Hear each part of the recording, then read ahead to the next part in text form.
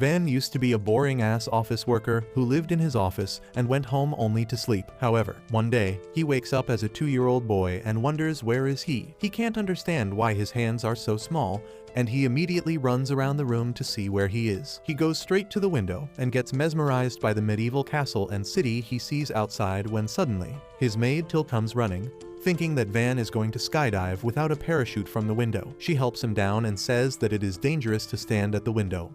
And Van tells her that he was just mesmerized by the scenery, so he couldn't help but look. Till doesn't understand how Van is speaking high-level English at 2 years of age when he should be watching Skibbity Toilet and Fortnite Brainrot. Suddenly, Van recalls that he has faint memories of living in this place. He decides to do a quick recap and tells Till that his name is Van Nefertio and his father is Marquis Jalpa. He also remembers the names of his 3 elder brothers, and Till thinks that this is the second coming of Newton. Soon, it is breakfast time, and 3 maids surround Van to feed him because he is so damn cute. Van likes the attention he is getting because even though he has the body of a 2-year-old, he is actually a middle-aged perv inside. Suddenly, Van's father, Jalpa, asks his sons their plans for the day, and they tell him about the subjects they are going to study today. Next, Jalpa turns his attention to Van and asks what he will do. Van seriously answers that he knows nothing, so he will start from the basics and learn about the culture and history of their country. His brothers are dumbfounded on hearing him talk like that.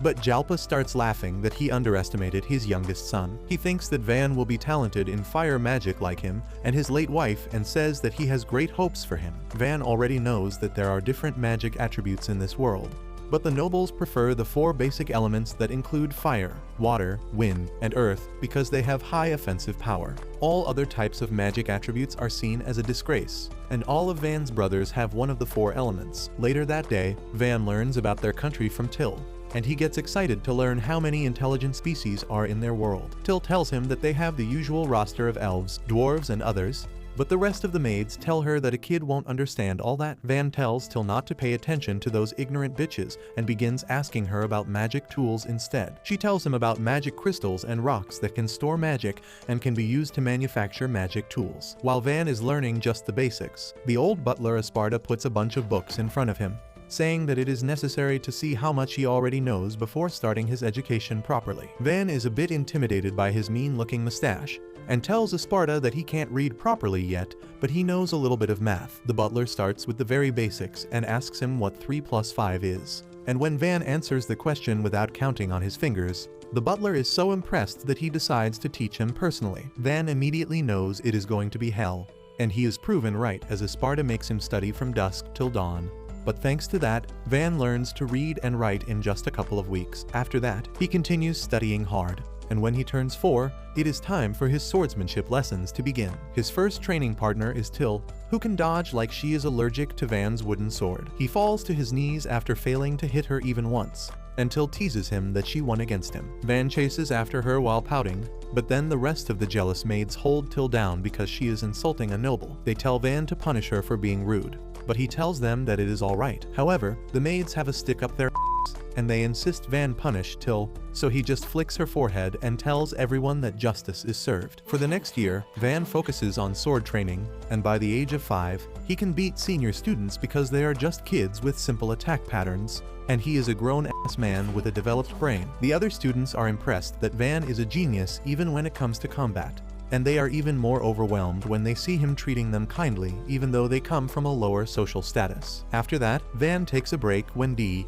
the deputy commander of the Knights, arrives there to check his hands. He finds that Van's hands are really smooth and there are no calluses, which makes him wonder how did he get so good without enough practice. Van tells him that he is too busy with his studies to train regularly, and Dee casually reveals that Esparta was ordered by the Marquis to make Van's lessons thrice as hard. This comes as a great shock to Van, but now he understands why his lessons were so long and so hard. Dee asks him if he is interested in learning sword fighting, because he will plead with the Marquis to reduce his lessons so that he can train to become the greatest swordsman of their country. Van tells him that he wants to focus on both his lessons and sword skills, and Dee decides to train him personally for the best results. He assures Van that he will go easy on him since he is just a kid, but that was a bigger lie than everything any politician has said. Dee's lessons are diabolically hard, But despite everything, Van enjoys the life after being reincarnated. Another year passes, and now the 6-year-old Van is known as a genius throughout his territory. However, he gets burnt out because his life revolves around books and swords. So one day, he tells Till that he wants to go outside. Soon, she takes him to the market along with 2 knights, and Van is thrilled to see different types of stores. He is curious about the grand building behind him,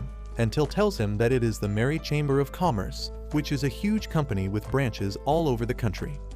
Van realizes that this is just the Walmart of this world, when suddenly, he sees a man dragging a boy who looks really filthy and beaten up. The man tells Van to look away because it is not a show, and his knights get ready to remove the man's stupid head from his body for insulting a noble. Van stops them and asks the man why he is dragging that boy along, and he arrogantly replies that he is going to sell his son into slavery, and no one is going to stop him. This is the most shocking news for Van, but Till tells him that poor people in this world often sell their children into slavery to get some extra cash. Van is really appalled by this, but before he can interfere, a tanned mommy comes there, and she is really excited to see the youngest son of the Marquis. Till proudly affirms and shows off his family crest to the tanned mommy, who introduces herself as Rosalie from the Merry Chamber of Commerce. Van immediately asks Rosalie how much would the blue-haired boy be sold for, and she takes one quick glance at him and then asks his dad if he has any magic attribute. He replies that he has magic to steal things, and Rosalie says that the boy can only be sold for 3 large silver coins. This angers the old bastard, who starts kicking his son for being so worthless that his selling price is less than Sophie Rain's monthly OnlyFans subscription. Rosalie tells him to be kinder to his son, but he decides to take him to another shop to get a better price for him. Suddenly, Van offers to buy the boy for 5 large silver coins, and the bastard begrudgingly takes that offer. Van frees the boy and helps him get up, asking his name. The boy introduces himself as Calm as he takes Van's hand and stands up. Van tells him that he is free to go anywhere he wants to now, and Till asks him why he is letting the boy get away when he just bought him. Van replies that he just wanted to help him. He then learns that Calm has nowhere to go and decides to take him to the mansion. The knights tell Van that he can't take a boy of unknown origins to the mansion normally, and he needs to take him in as a slave. Being a modern guy who hates slavery, Van feels hurt by that sentence. But since Calm is okay with that, he decides to follow the idea. Rosalie interrupts him and says that they need to finalize the slave contract before that and asks both the boys to hold her hands. She then uses a spell to cast the contract spell on Calm, creating a tattoo on the back of his hand to show that he now serves Van. With that, Van takes Calm to the mansion, and he soon becomes a talented and loyal servant. One day, Calm comes to tell Van that Dee is looking for him, and Van gives him a cookie to lie that he is not here. Calm takes the bribe and then says that Dee already knows he is here, but Van tells him to cook up a story if he needs to. He then notices that Calm is not wearing the gloves he bought for him, and he declares that he wants to show off his tattoo to the world because it is proof that he serves Van. However, when Van says that he really wanted him to wear the gloves, Calm immediately changes his mind. Just then, Dee knocks on the door, and Calm goes outside to tell him that Van is not here. Dee says that a servant just saw him go inside, but Calm says that the guy must be doing heavy shrooms in broad daylight. Dee doubts that because he can see the cookie crumbs around Calm's mouth, but he quickly wipes them and says that he must also be doing shrooms to imagine things. Dee is impressed by the slave boy's audacity to talk back to him to protect his master, so he decides to train him in place of Van. 2 more years pass, and Van turns 8, which means it is time for his appraisal ceremony. Everyone has high hopes for him,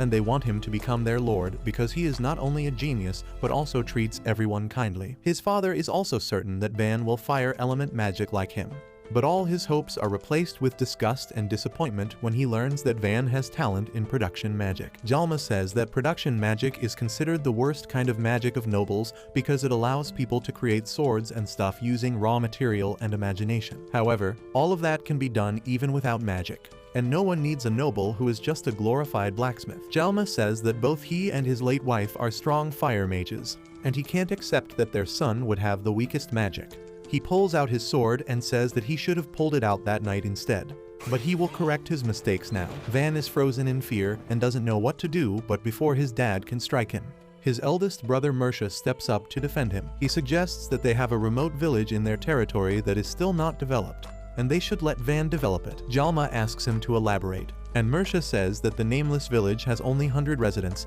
and they don't have anything going for them. There are strong monsters in the mountains to the north, and there is another noble's domain right next to them. On top of that, their rival kingdom, Yeleneta, is just beyond the village, and they only hold some military training exercises there. Jalma also agrees to the plan because the Nameless Village is a recently acquired territory, and they are not really loyal to their family yet, which makes sending a family member there a great decision. He praises Mersha for finding a use for the disgrace of their family and tells Van to leave for the village as soon as he can. When everyone has left, Mersha apologizes to Van for proposing to send him to such a harsh place, but he didn't want him to die at their father's hand. Van thanks him for saving his life, and Mersha promises to help him as much as he can in living a comfortable life at the village. Soon, Van starts packing his stuff, and Till is furious at the Marquis for sending him to a faraway place.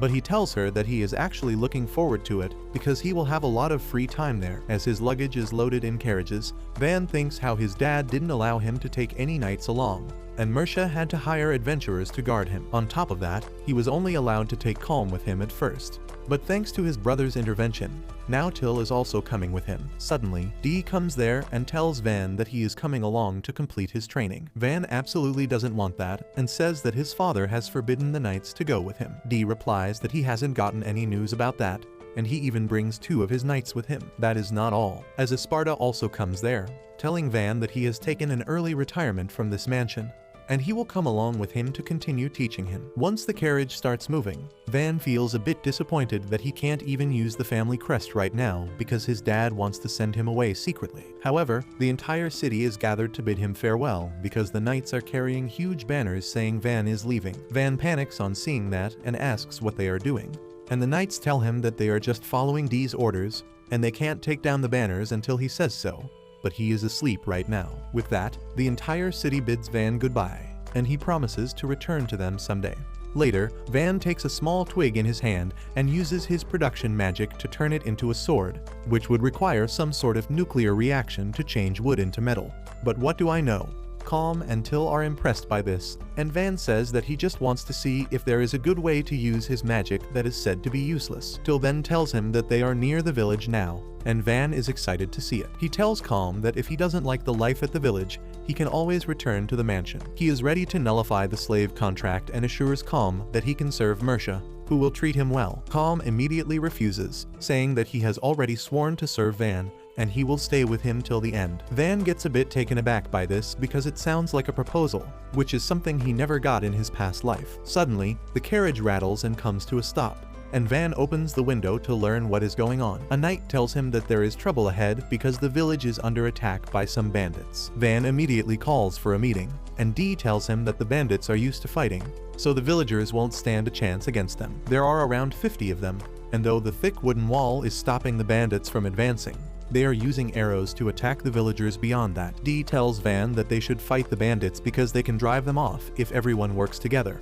But the leader of the adventurers, Ortho, refuses to cooperate. He says that his mission is only to guard Van till he reaches the village, and he will not let his men rush into a battle where they are at a disadvantage. Dee argues that the villagers are the first citizens who will be placed under Van's rule, and they should fight to defend them. Ortho tells him that these ideals are befitting a knight like him, but he and his men are adventurers, so knight logic doesn't apply to them. Dee has no counter to that, so he asks Ortho to protect Van while he and the knights fight off the bandits. He knows that he might die in the process and asks the adventurers to take Van and run back to the city if needed. However, Esparta objects to this obviously stupid plan. He tells everyone that he may look like an ordinary servant, but he is actually an elemental mage, and he will help them win the battle. Everyone finds that hard to believe, but Esparta declares that he will create a wall and the adventurers should fire ranged attacks from behind it. That will distract the bandits, and Dee and the knights will flank them at the same time. Esparta thinks that once the bandits are attacked from all sides, they will flee. Van asks him if he plans to stay back and fight,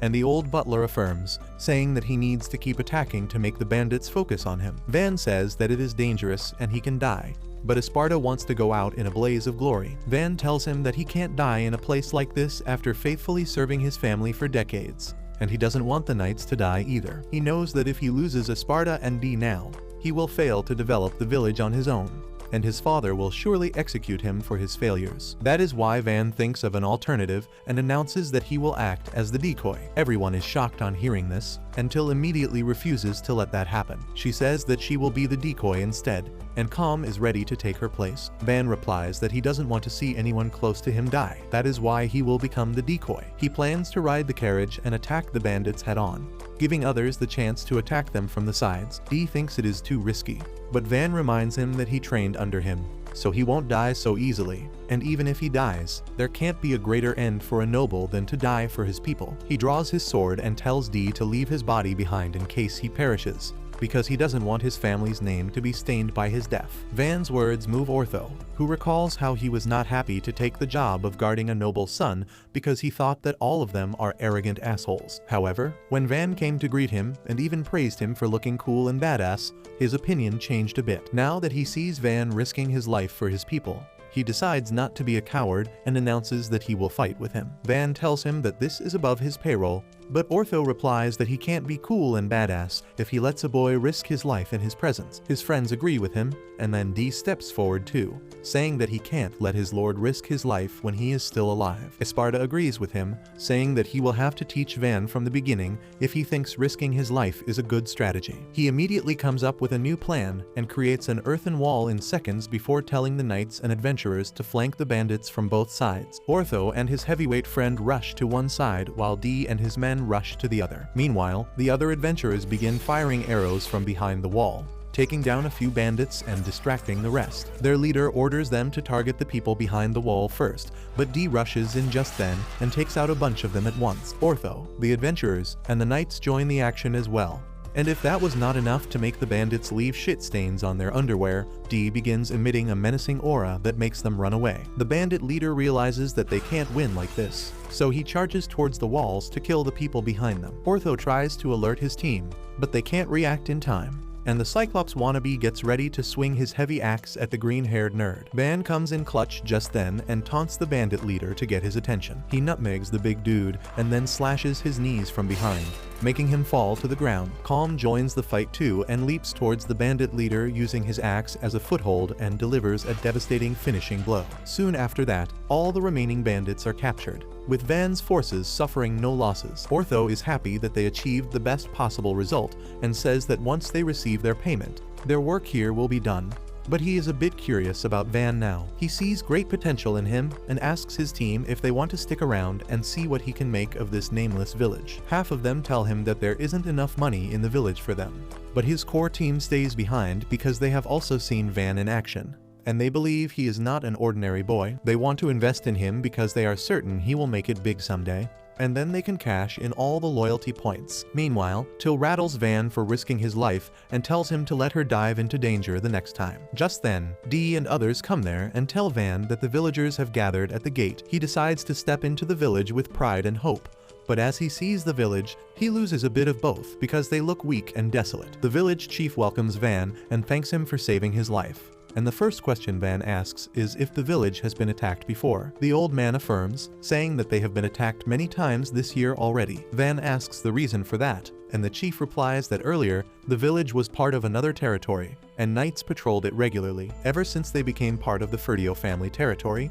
no one has come to look after them. Van apologizes for that and says that his father doesn't recognize the value of the small villages yet. This pisses off the villagers, and the old chief asks if nobles think small villages are not worth protecting because they don't pay much tax. Van tells him it is pointless to blame anyone, and this makes the villagers even more angry. They say that a noble would never understand what they go through, but Van says that they are talking about the future of the village, and his anger is unnecessary here. He says that the nobles are responsible for the condition of the village, but the laws written by the founder of the kingdom are the main reason. He says that blaming the law won't change anything, and they need to do something else to protect the village. The first way is to produce something so valuable that the kingdom can't ignore them. The second way is to earn enough money to hire mercenaries to protect themselves. And the final way is to work on the village and make it better. A village baddie tells him that they also thought of that idea, but they have nothing at all. Van tells her that things are different now because they have a new lord, and he will do everything to defend the village. Well, the villagers don't trust him because he is a kid, but when Esparta and Dee step forward and introduce themselves as the former head butler and the vice commander of the Night Order, the villagers suddenly grow confident that their village is in the right hands. The chief asks Van if he has powerful elemental magic, and he immediately makes it clear that the best he can do is production magic. so they should expect combat strength from him. The villagers start sulking openly and Van's ego takes a hit. Just then, a villager asks him what they should do about taxes, because currently they find it hard to pay 30% of their income. Van decides to cut it down to 10% till the village is stable and all the villagers already start liking him. Next, Van says that they need to work on the village's defenses and asks Esparta if the earth wall he creates is long-lasting. The butler replies that it lasts only for a little time before the mana runs out,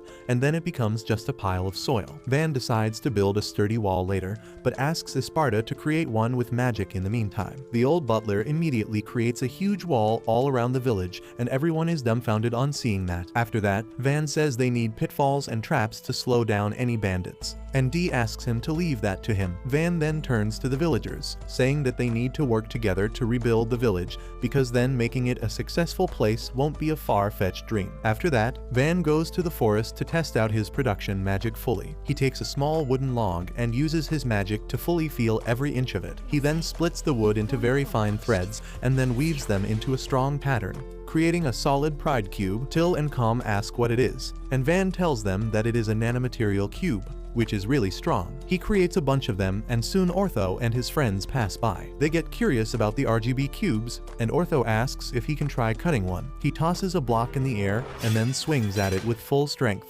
but the block hits a nearby tree, and there is not a single scratch on it. Ortho is in disbelief because his strike could cut through stone, but the nanomaterial cube is still intact. After that, Van starts experimenting with his magic some more and keeps creating weapons and stuff till the sun starts to set. Till asks if he is not tired because production magic is said to consume a lot of mana, but Van feels completely fine. He wonders how much mana he has and casually creates a katana from wood, because who cares about science and conservation of energy and matter when you have magic? Calm's eyes start gleaming on seeing a new kind of sword, so Van gifts it to him, and then Till starts watching him with pleading eyes as well. Van gives her an axe, and Till is not happy at all because it has a creepy skull design that doesn't go well with her cute vibe. Later that night, as Till and Calm sleep, Van sits in front of the campfire, unable to rest. He feels tired after traveling and fighting, and also filthy because he has not had a bath in days. He thinks that his servants act fine, but they must also be tired, and he needs to get some basic facilities before working on the village. So, the next day, Van begins piling nano cubes in an open space to create a house out of them. The villagers gather around to see what he is doing, and even Van is not sure if he can create something so big. However, he focuses on the details and steps to build a house. First, he erects sturdy pillars that will support the weight of the ceiling, and then builds walls around them. Next, he builds more rooms with doors and windows, and then adds the roof to complete the building. With that, his house is complete in an instant, and no one can believe that Van built a whole mansion in a matter of seconds. But he is happy that he now has a house to live in comfortably. The entire village and Van's friends keep staring at the mansion with their jaws dropping to the ground, until says that his production magic is more suitable for governing a territory compared to elemental magic. Van acts humble, saying that offensive magic is still better overall because it allows a noble to protect his people. He feels that people feel better under a noble who can cast fireballs as compared to a glorified construction worker. Till and Calm disagree with him and say that they would rather live in his town than in his father's, but Van thinks they are just biased towards him. But Esparta believes they are right. He tells Van that in times of war, people might prefer to live under nobles with strong attack power, but in peaceful times, his ability is the best for their development. Dee, Ortho, and others also share the same sentiment, and they tell Van how unbelievable it is that he created a house faster than Usain Bolt runs 100 meters. Van tells them that if they bring him wood, he can build houses for them too, and both Dee and Ortho get fired up to collect wood and get their house made first. Well, they are not the only ones who want to get a new house, and the village chief timidly asks Van if they bring lumber, he can build houses for them too. The villagers start telling him how their houses are broken and not worth living in, and Van realizes that it is going to be really exhausting to renovate all of them. However, he doesn't want to disappoint his people, and it is true that their houses are waiting to crumble at any moment. He agrees to build houses for them if they bring him wood for that, and everyone is overjoyed on hearing this. Soon after that, Van creates an entire residential block at once, and people are still in awe at his skills. They say that it is one thing to have a huge mana pool, but Van also knows how to plan a proper layout for a settlement. Van starts flexing his knowledge about architecture and design and says that he used the grid layout in which each unit is made of 4 houses with wide streets connecting them. For now, he has made all the houses uniform so that there is no fighting, but he plans to renovate them eventually once they have sturdier raw material to use. The villagers are extremely grateful and offer what little crops they have to Van as a gift. After that, Van creates a public bathhouse next to his mansion because he wants to take a bath daily. But the villagers are also curious about it. Till and the green-haired mage Pluriel tell Van to take a bath with them, and he freaks out on hearing that and reminds them that he is a full-grown man already. The girls get to take a bath first, and Pluriel says that Van is unlike any other noble she has met, and he is really kind and wise. Till immediately starts yapping about how awesome her master is, and once she is finished telling her new friend about all that, it is the boys' turn to take a bath. Van and Calm go inside first, and Van notices that Calm is building up muscles after training regularly with Dee. Speak of the devil. Dee and the knights come to the bathhouse just then, and then the muscle-brained idiot starts swinging his heavy sword in the public bath. After the bath, Van goes to rest in his room and flops on the bed, thinking that he can finally rest after an exhausting day. The next morning, he wakes up to find that the knights have dug a trench around the village to protect it from raiders, and Van says that they need to fill it with water for best results. They also need water for drinking, farming, and the public bath. So Van decides their next priority will be to secure a stable source of water. He immediately scouts a nearby water body, and then Esparta creates a small canal in that direction. Dee and the other boys start widening and lengthening the canal, and Van follows behind them, using his magic to stabilize the walls and the bottom of the canal to make them leakage-proof. He notices that Dee is having the time of his life digging the hard soil, and Esparta says that he is quite active for a man in his early 40s. Calm and the knights are working their asses off as well, and Van thinks that it will take at least a week for the canal to be complete. However, he is determined to secure water for the village because once they have all the basic facilities, merchants will start visiting them, and he can improve everyone's standard of living. Well, Van seems to have overestimated the enthusiasm of his workers, and just by the end of the day, they are halfway to the village. Van says it is enough and tells them to stop, and Dee asks him what the issue is because he can keep going. Van tells him that not everyone has Big D energy like him, and Calm and others are trembling like their mom's favorite toy. Dee realizes that not everyone is built like him, so he agrees to take a break for the day,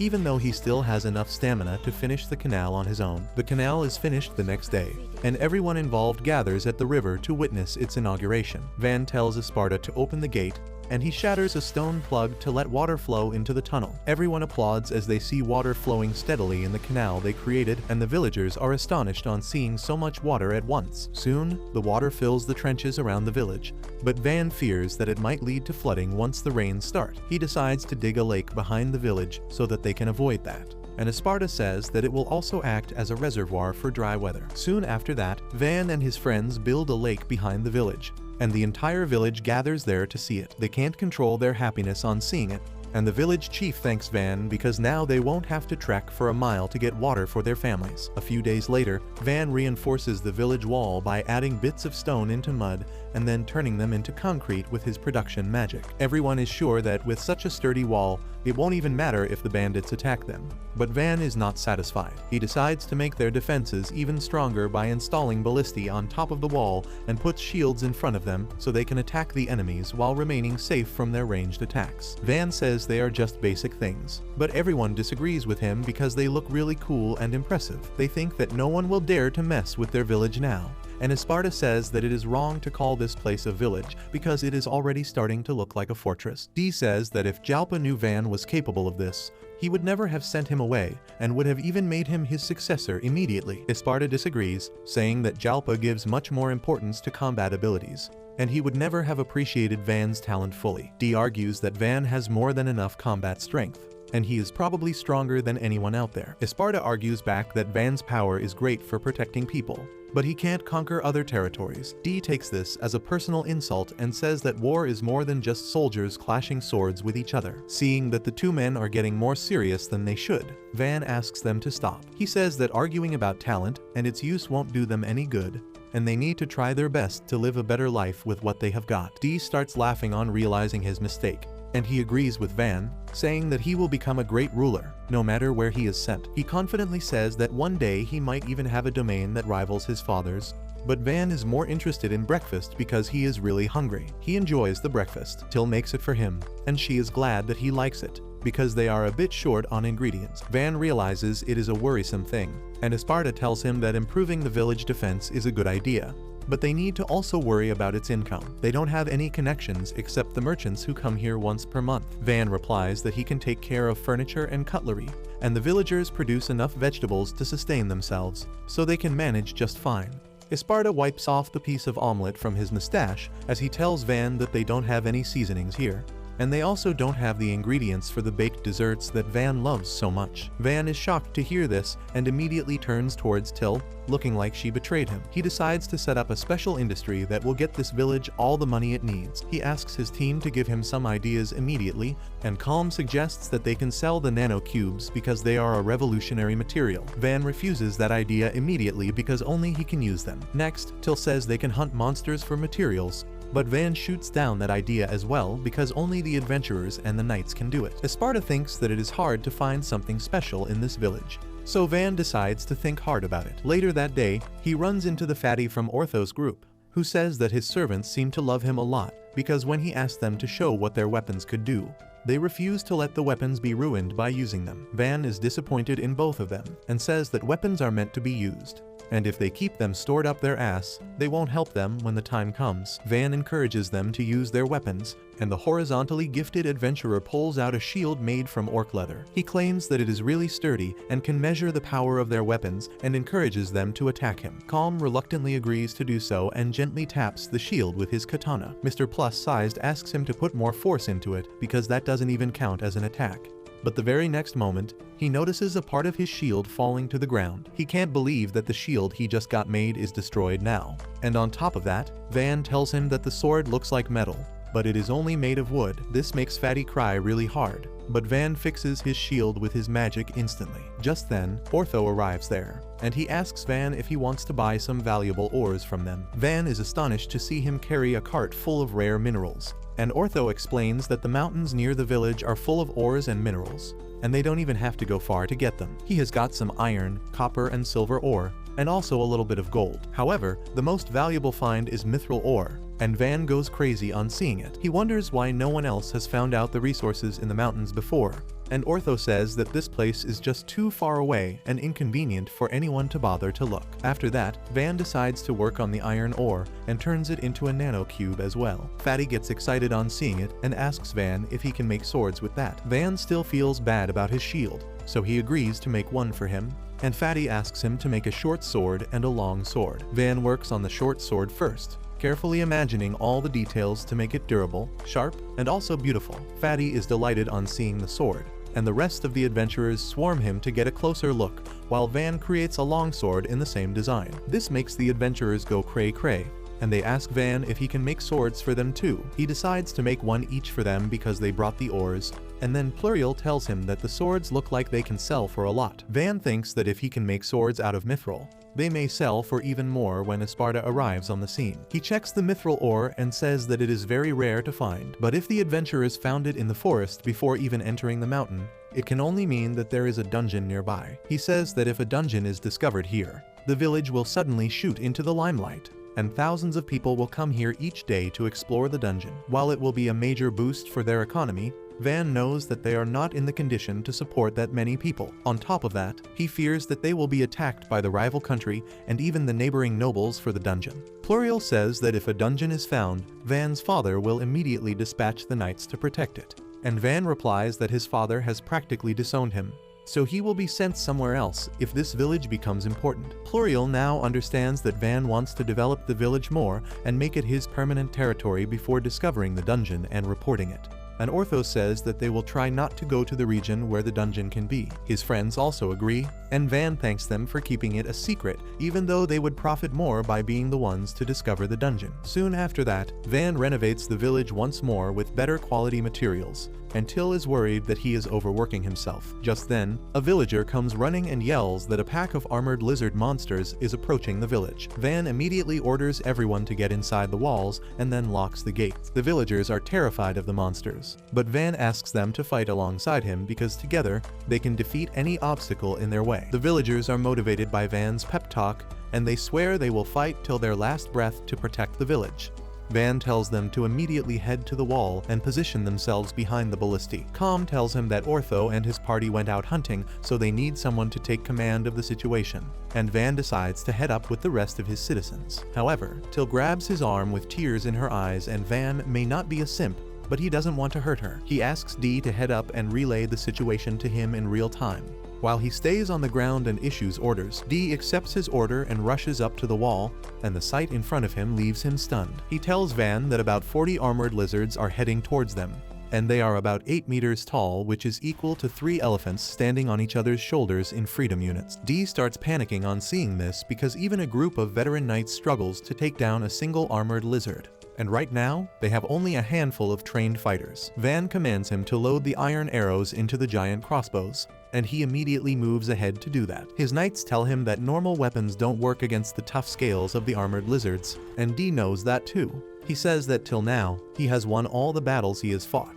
But this time, he wants to trust his gut and let Van take the command. He orders everyone to load their ballista, and then commands them to fire. The arrows vanish as soon as they hit the lizards, and it takes a moment for Dee to realize that there is a huge hole wherever the arrows hit. The armored lizards hit by the arrows fall to the ground after a few seconds of inertia pushing their body forward.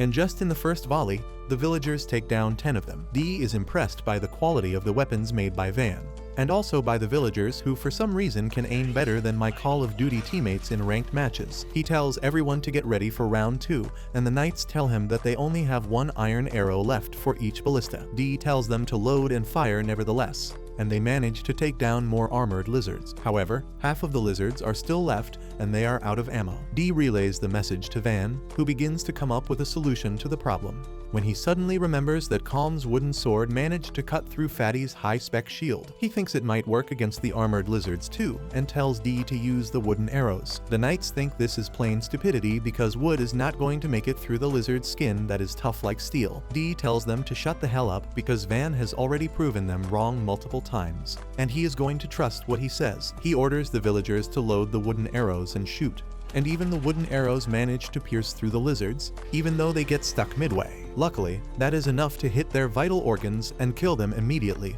and now Dee knows that no one can beat them. He tells the villagers to load and fire once again, because tonight they are going to feast on lizard meat. The villagers follow his command and make it rain arrows on the armored lizards, wiping out whatever is left of them. Dee proudly declares their victory to Van and the rest of the villagers, who start cheering loudly. Till hugs Van tightly, and he is still trying to process that his wooden weapons actually worked against powerful monsters. Back on the top of the wall, the knights remark how no one from their side got injured, and they still have a lot of ammo left. Dee thinks that the battle was over so quickly that he feels a bit disappointed, but it just shows how OP Van's ability is. Soon after that, the villagers start processing the lizard corpses under the guidance of Ortho's party, who returned quite late. Ortho tells them to preserve the eyes, fangs, skin, and magic core for selling, while the meat is to be stored for eating. He says that usually processing armored lizards takes a lot of time and most of the meat rots before they can use it. But thanks to the knives Van has made, the work is really easy. Just then, Van arrives there and inspects the mountain of meat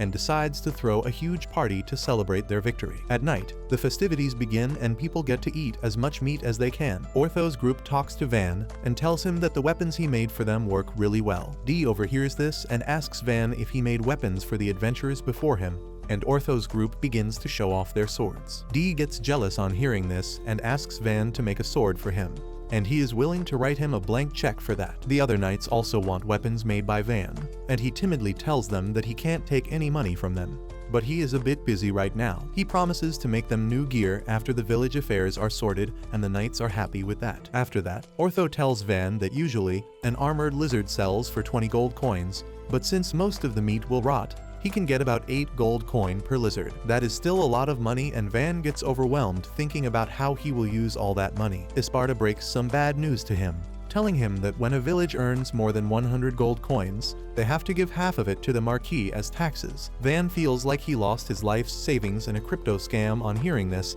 and asks if there is any way they can commit tax fraud. Isparta tells him that they can't hide the sale of so much material, and Van loses all hope. However, he is more worried about his father discovering the importance of this village, because then he will exile him to some other faraway place. Suddenly, Esparta comes up with a solution, and says that they can compromise on the situation by reporting to Mercia instead of Jalpa. Van realizes that they can give the glory of defeating the lizards to his elder brother, which will cover up their actions and let them stay in this village for longer. The next day, two merchants come to the village and they get bamboozled on seeing the huge fortress-like wall in front of them. They start blaming each other for reading the Google Maps wrong and losing the path, when suddenly, Van appears on top of the gate and welcomes them to his village. The merchants are shocked because they recognize Van as the genius son of the Marquis, and wonder why is he in such a remote place. They introduce themselves as Bell and Rango from the Merry Chamber of Commerce, and Van lets them in. As soon as the merchant brothers reach the warehouse, their jaws drop halfway to the floor on seeing the materials harvested from the armored lizards. They find it hard to believe that such a tiny village hunted all these monsters,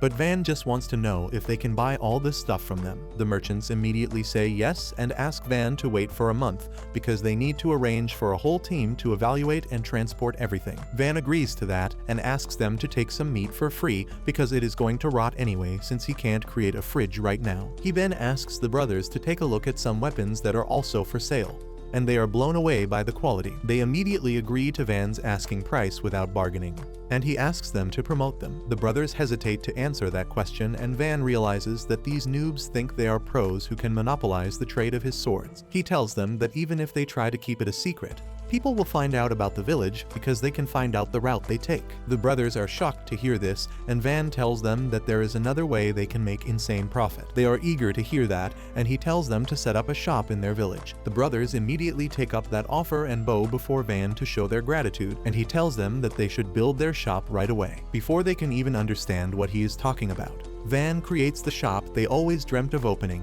and tells them that he is looking forward to doing good business with them. Soon after that, Van gets two guests that he is not expecting at all. One of them is a noble girl nearly his age, and the other one is a badass night mommy guarding her. The night mommy is already judgmental and declares that she will find out if Van is really a genius or a poser. Meanwhile, Van is getting homework from Esparta, who tells him to plan a city for 10,000 people to live in, because at the rate they are developing this village, it will become a city in no time. He asks Van what kind of fortress city he wants, saying that square-shaped fortresses are most common. However, Van can't not be extra, and he says he wants to build a star-shaped fortress because that will force attackers to waste a lot of time trying to cover the defense points he will set up around the fortress. Esparta likes the idea and starts helping Van with it, when the redhead knight barges into the room, saying that an emissary from the neighboring Ferdinando County is here to see him. Van lets them in, and they turn out to be the same noble girl and the mommy knight. He greets them, and the mommy introduces herself as Mira,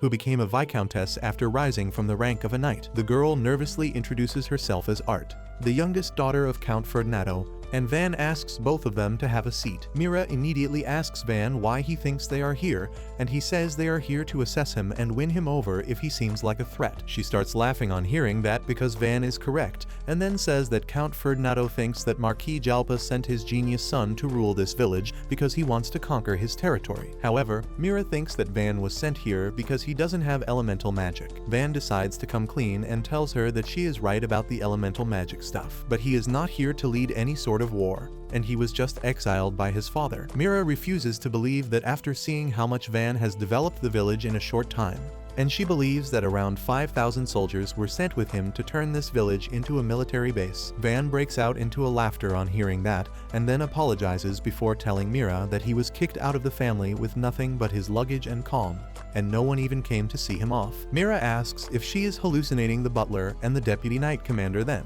and Dee says that he came to complete Van's training of his own accord, and he has ignored messages from the knight commander to return to the city. Esparta also tells her that he retired and is now teaching Van as a hobby, and Till says that she wants to serve Van forever because he treats everyone kindly, no matter their social class. That still doesn't explain the rapid development, and Van decides to give his guests a demo because that will be faster. He takes them outside the village and asks Esparta to create an earthen wall so that he can turn it into a fortress-grade wall. Mira is impressed by the old butler's magic, but she says that the wall will crumble as soon as it loses mana. Van immediately uses his magic to transform the mud wall into solid concrete, and then uses some wood nanocubes to create a gate. Mira and Art are bamboozled on seeing this, and ask Van about his magical attribute. He replies that he can use production magic, which is considered the worst kind of magic, and that is why he was exiled here. Hearing that reminds Art of her own unfortunate life, and then Mira decides to get to her second agenda. She tells Van that she was sent here to offer Art's hand in marriage to him,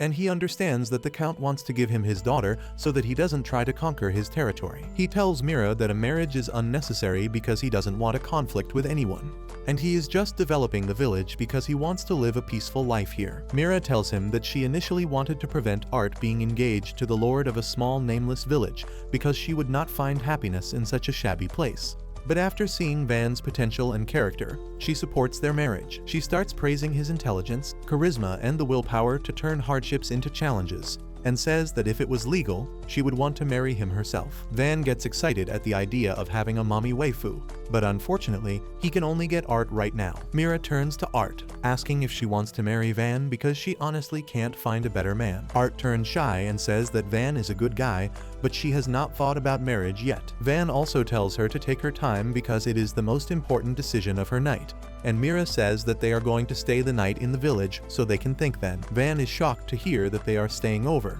but when Mira asks if he has a spare room in a mansion, he decides to build an inn for them instead. After that, they have dinner, and Van decides to know more about the girl who might become his future waifu. She tells him that she likes cute things like flowers and dolls, and Van asks if he can see the dolls she has. Art is glad that someone is taking an interest in her, and she happily agrees to show Van the dolls in her carriage. Later, Van walks the two ladies to the inn, and Mira leaves the two kids alone so that Art can tell Van that he is a nice guy before running to her room. Van then returns to his mansion, where Esparta tells him that since the Count sent his daughter to marry the lord of a nameless village, she probably isn't an elemental mage either. Van now realizes that Art was also exiled from her home, and he decides to let her stay in the village if she wants to, even if they don't get engaged. The next morning, Till and Calm wake up Van in a hurry, and he asks them the reason for interrupting his dream when he was just about to kiss Sydney Sweeney. Till tells him that he has more important things than that in real life, and Dee and Esparta have already reached the site. Van asks them to at least tell him properly about what is happening, and Till says that he will know everything after he reaches Lake Van, the same lake he created a few days ago. Van is shocked to learn that the villagers named the lake after him, and he immediately makes a note to stop them from naming the village after him too. He soon reaches the lake to find that the entire village is already there, and Dee leads him straight to the cause of the commotion, which is a mermaid hiding in the lake. Esparta tells Van that mermaids usually live in beautiful rivers in deep forests where humans can't reach to pollute them. However, a few mermaids have appeared in the lake that Van made, and no one can understand how such a rare species came all the way here. Van decides to talk to the mermaid to learn why she is here, but she doesn't respond to his questions. He wonders if she is deaf or if she just can't understand human language, and comes up with another method that will surely work. He orders Till and Calm to bring some meat, and as Van thought, everyone understands the language of food. The mermaid swims towards him on seeing the roasted meat and asks if she can really eat it. Van tells her that it is all hers, and as soon as the mermaid eats it,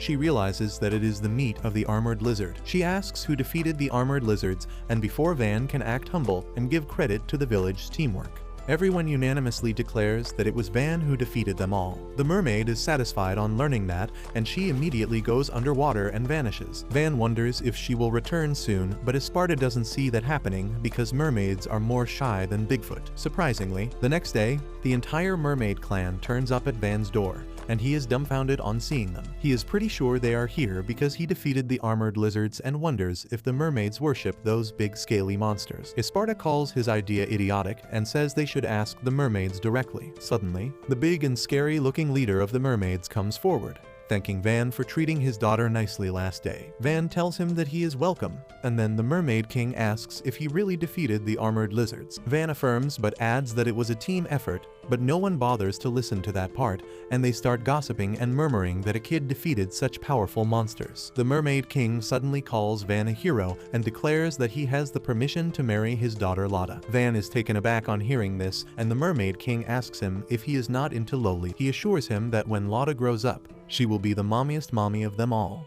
But Van can only look at the present, and he tells the Mermaid King that his daughter is a mere child right now. He says that Lotta doesn't seem to understand the concept of marriage as opposed to the other girl trying to tie him in forever, and asks the king if he has any reason he is offering her hand in marriage. The Mermaid King solemnly replies that they usually don't like hanging out with humans, but recently, armored lizards have infiltrated their territory and killed a lot of them.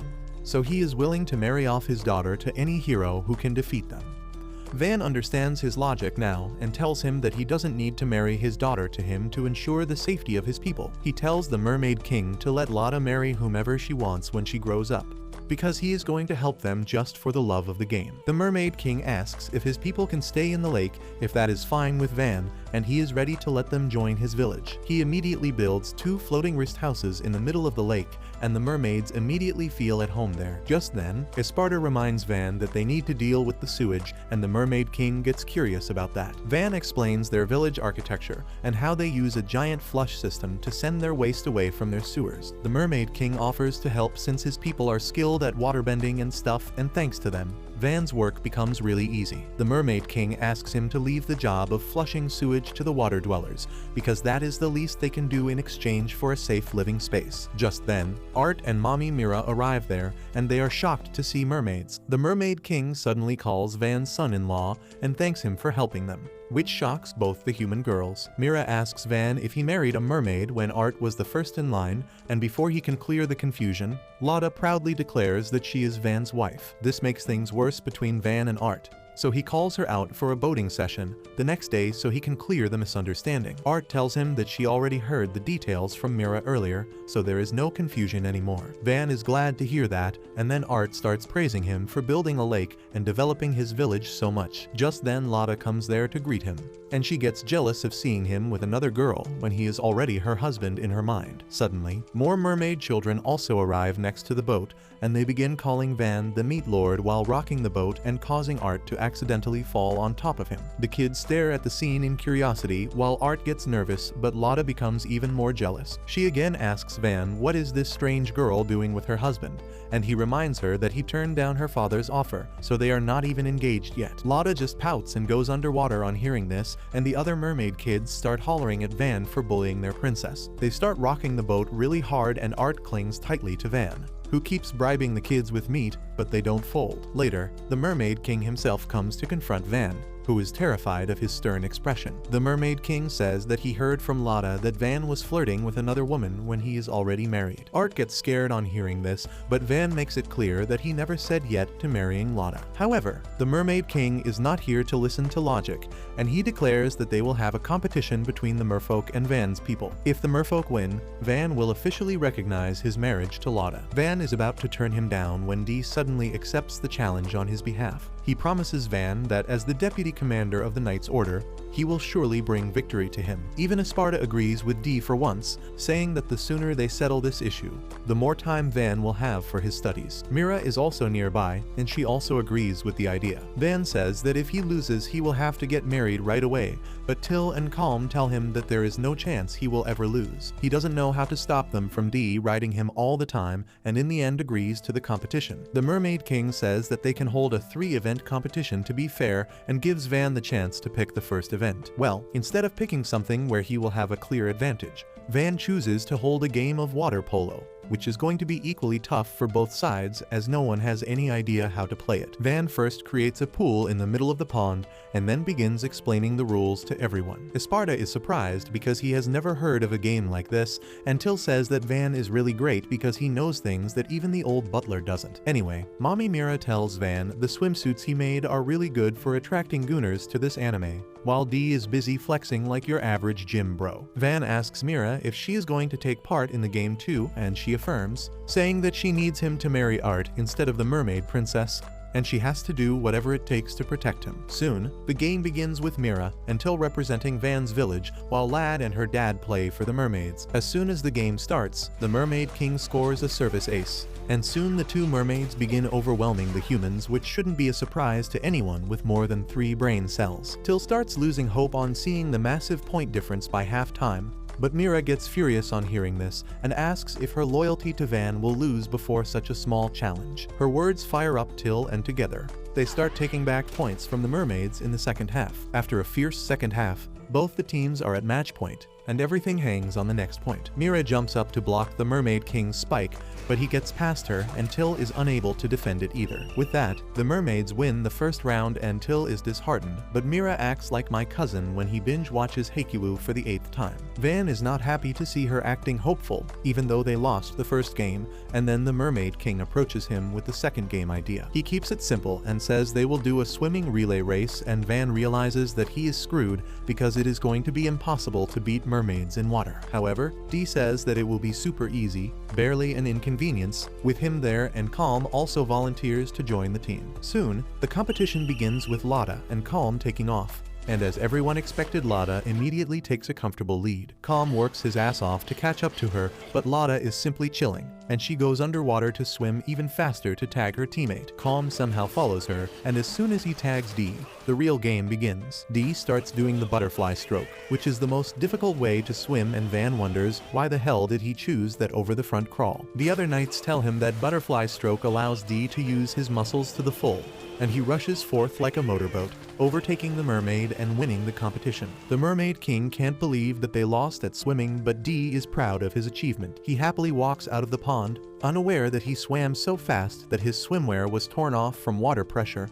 After that, the Mermaid King approaches Van, still unable to digest his defeat, but ready to settle the matter once and for all. He asks Van to pick the third and final game, and he comes up with an idea that should be equally fair for both sides. He creates an ice shaving machine and then asks Pluriel to create some ice that he shaves and puts flavored syrups on. Everyone is confused about what they have to do, and Van says that the final competition is shaved ice eating contest, and he is going to take part in that himself. He asks for a partner, and Art raises her hand, shocking everyone. Soon, everyone is gathered in the Mermaid Wrist House, and the 4 participants have a huge bowl of shaved ice in their hands. Van wonders if it is too big, while Mira tells Art that it is still not too late to switch places. However, she refuses to stop fighting for her future husband, and as soon as Esparta gives the signal, everyone starts chugging in the shaved ice. Not a single one of them can escape the brain freeze that comes with eating shaved ice. But the Mermaid King is determined to make Lotta marry Van at all costs. He powers through the brain freeze and starts eating the shaved ice, and Lotta follows his example. Van thinks they are going to lose now, but Art gets over her brain freeze and starts eating the shaved ice 1 spoon at a time.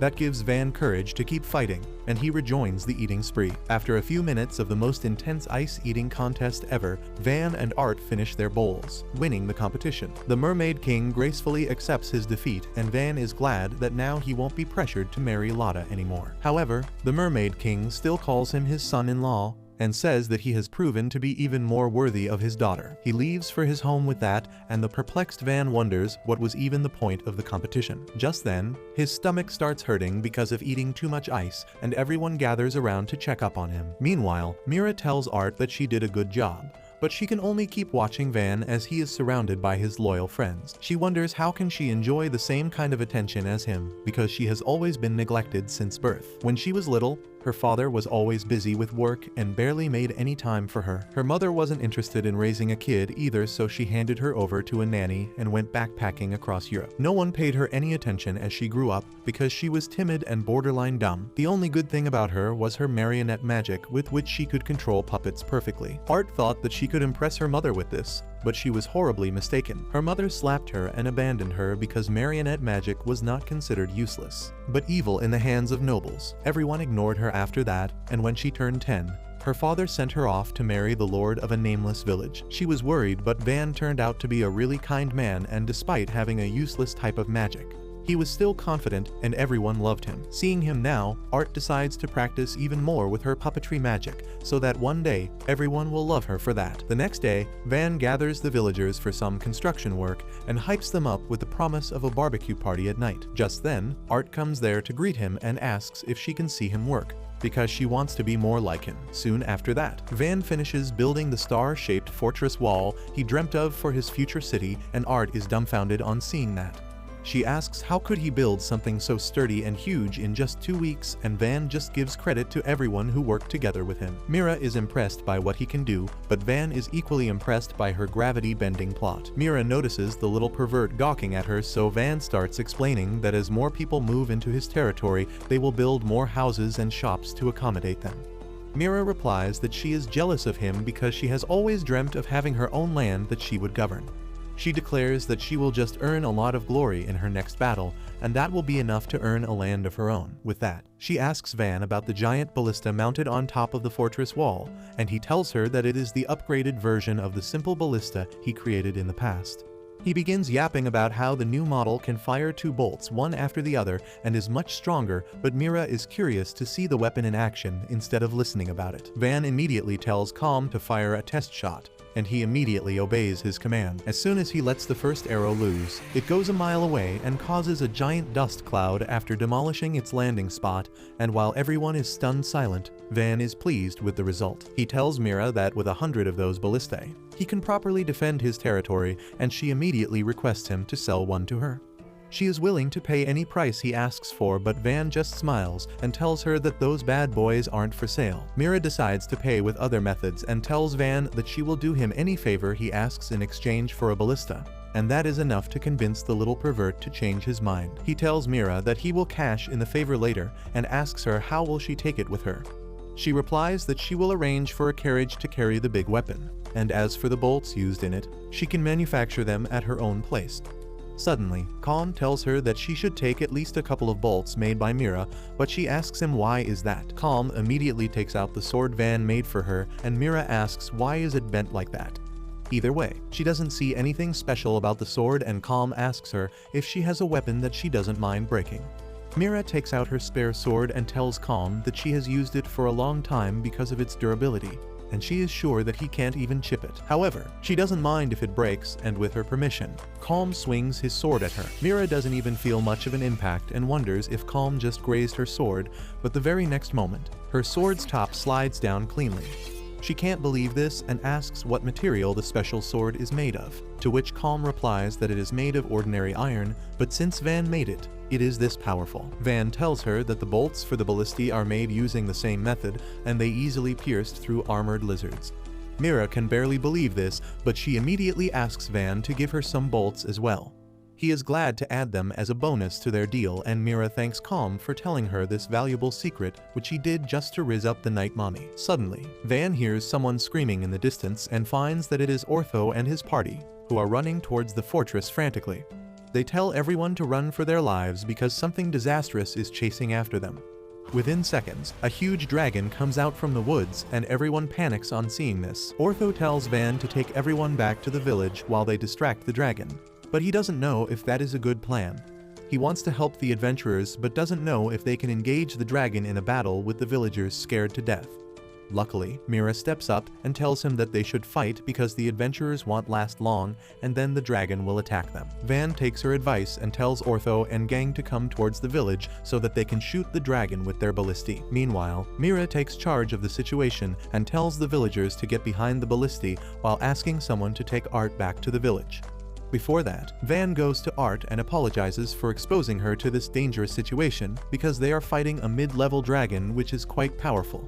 He assures her that with Mira leading them and their powerful weapons, they won't lose to the winged lizard, and Art wishes him the best. Van orders Till to take Art back to the village and tells her to summon D and his men on the way back. At the same time, Ortho's party is rushing towards the fortress gate, and Van tells everyone to aim for the dragon's wings first so that they can defeat it while it is on the ground.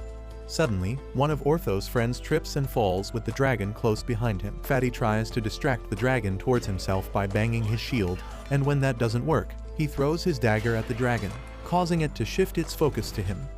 Fatty runs as fast as he can to escape the dragon while his party heads straight to the gate instead of helping him. He panics on seeing that everyone is abandoning him, but Ortho tells him that he is the fastest member of his group, so he can make it back alive. Van steps up to help Fatty before he becomes a snack for the dragon and tells the villagers to fire. The dragon easily dodges the bolts the villagers shoot towards it, and Van realizes that they are at a disadvantage. Suddenly, Mira tells everyone to leave immobilizing the dragon to her as she stands on the fortress wall, ready to attack. Van realizes that she is a top-tier elemental mage, which explains why she rose up to the title of a noble at such a young age. He looks forward to see what kind of magic she can use, and Mira creates a dense ball of fire that she shoots at the dragon. The dragon is not fast enough to dodge it, and the hit from Mira's attack causes it to crash to the ground. Everyone is astonished on witnessing Mira's firepower, but the dragon is not dead yet. As it gets back up, angrier than before, Van realizes that a dragon is much stronger than armored lizards, and they can't beat it at this rate. He orders everyone to fire at the dragon once it is airborne, but most of the bolts miss the dragon. Luckily, they manage to damage its wings, making it unable to fly, and Van thinks that the battle will be much easier now. However, the dragon is as fast and agile on its feet as it is on its wings, and it charges towards the fortress, dodging the second round of attack from the Abilitiy. Meanwhile, the adventurers have reached the gate, and once they go in, Van decides to close the gate. Suddenly, the dragon starts approaching him, and Mira immediately attacks it with her fire javelin. The dragon dodges it, but Mira curves her attack and makes it hit the monster from behind. That knocks the dragon to the ground again and creates a huge explosion, but it is not enough to defeat it. Mira jumps down and tells him that they need to head inside and prepare for a more intense battle there. Van follows her orders and tells the villagers to head back too. Meanwhile, the fire burns off the dragon's injured wings, and in its rage, it jumps on top of the fortress wall and crushes a ballista. Van wonders how it still has so much energy when suddenly Esparta starts walking towards the dragon. Van tells him to come back, but the old butler asks permission to stall the dragon for a bit before he returns. Esparta creates a giant rock wave over the dragon's head and then causes it to fall. The dragon suffers a concussion before being buried under the rocks, and Esparta casually walks back, telling Van that this will buy them enough time. Van tells the old Aura farmer to run instead of walking, but Esparta replies that he is old so he can't run. Calm decides to stay with him and asks Van to head back first. As Van goes towards the village gate, he realizes that they need to do something before the dragon regains its consciousness and attacks the village. He notices Mira standing on top of the village wall and decides to take her help. He tells her that he is going to cash in the favor she owes him now, and Mira is happy to hear that. Van tells her to pin the dragon to the ground as soon as it reaches the village, and then everyone can attack it with the old model Abilitiy. Mira agrees to his plan, and just then the dragon gets back up. Van thinks that they need more time to load the Abilitiy properly, and just then, Dee comes running there with his men. He charges straight at the dragon, telling Van not to worry about them because they have equipment made by him. Dee straight up attacks the dragon with his sword, but it blocks the attack and swings its tail to take him out. The other knights manage to block it somehow, but all three of them get knocked off their feet. The dragon is enraged at them now, but Esparta uses another gigantic earth wall to bury it. Dee orders his men to retreat, and the dragon quickly gets up from behind the rubble. Van thinks it is time to finish the battle now, and he tells Mira to attack. She immediately creates the most powerful fireball she can and hits the dragon with it, creating a gigantic explosion. Dee and his men barely avoid getting cooked by friendly fire, and on hearing the dragon scream in pain, Van orders the villagers to fire at it. The rain of powerful arrows brings the dragon down finally, but Dee goes in to double check just in case. The dragon turns out to be still alive, and with the last remaining bits of strength in its body, it lunges ahead to bite him. Dee dodges that attack by moving to the side, and then with his greatsword, he slashes off the dragon's head cleanly. Van announces that they have won, and the entire village starts cheering on him.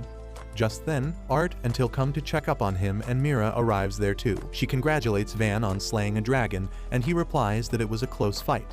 She tells him that this is a great achievement nonetheless, because ordinary villages would be wiped off from the face of Earth if a dragon ever attacked them. She says that this village has heroes like Esparta and Dee, but more importantly, it has weapons powerful enough to pierce a dragon's scales. Van is still not satisfied with that, and he decides to upgrade the Abilitiy so that they can fire 10 consecutive rounds. Anyway, Mira tells Van that they need to hold a dragon slaying ceremony now because it is not a small thing to defeat a dragon. In fact, Dragon Slayer is the most honorable title a warrior can get.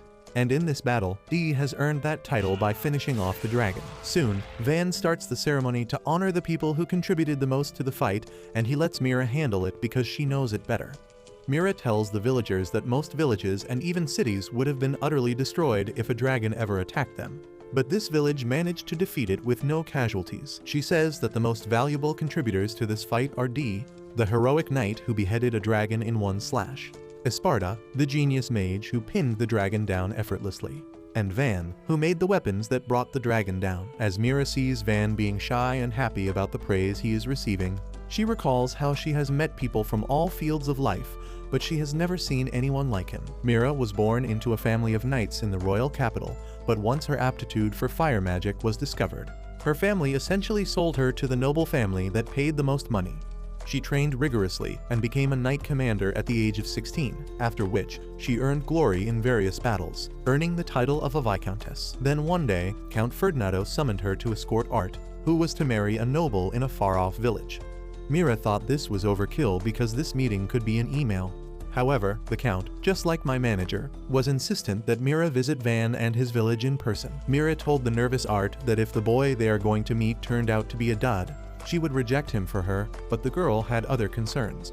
She asked Mira if she was being kicked out of her family because she is useless, and the mommy knight replied that all her siblings already have fiancés, so it is time for her to get one too. She developed a soft spot for Art, who was leaving her house at a young age just like her. Luckily, Van turned out to be the most amazing guy she had ever seen, and she is happy that Art is going to marry him. Suddenly, Mira steps forward and declares that she plans to form an alliance with Van. Everyone is shocked to hear this, and Mira tells Van that he is not receiving any support from his dad right now, so he can use the alliance to get support from her. On top of that, he won't have to worry about Count Ferdinando's army attacking him either. Mira tells Van that soon, the entire kingdom will know that they are close friends and no one will dare to mess with him.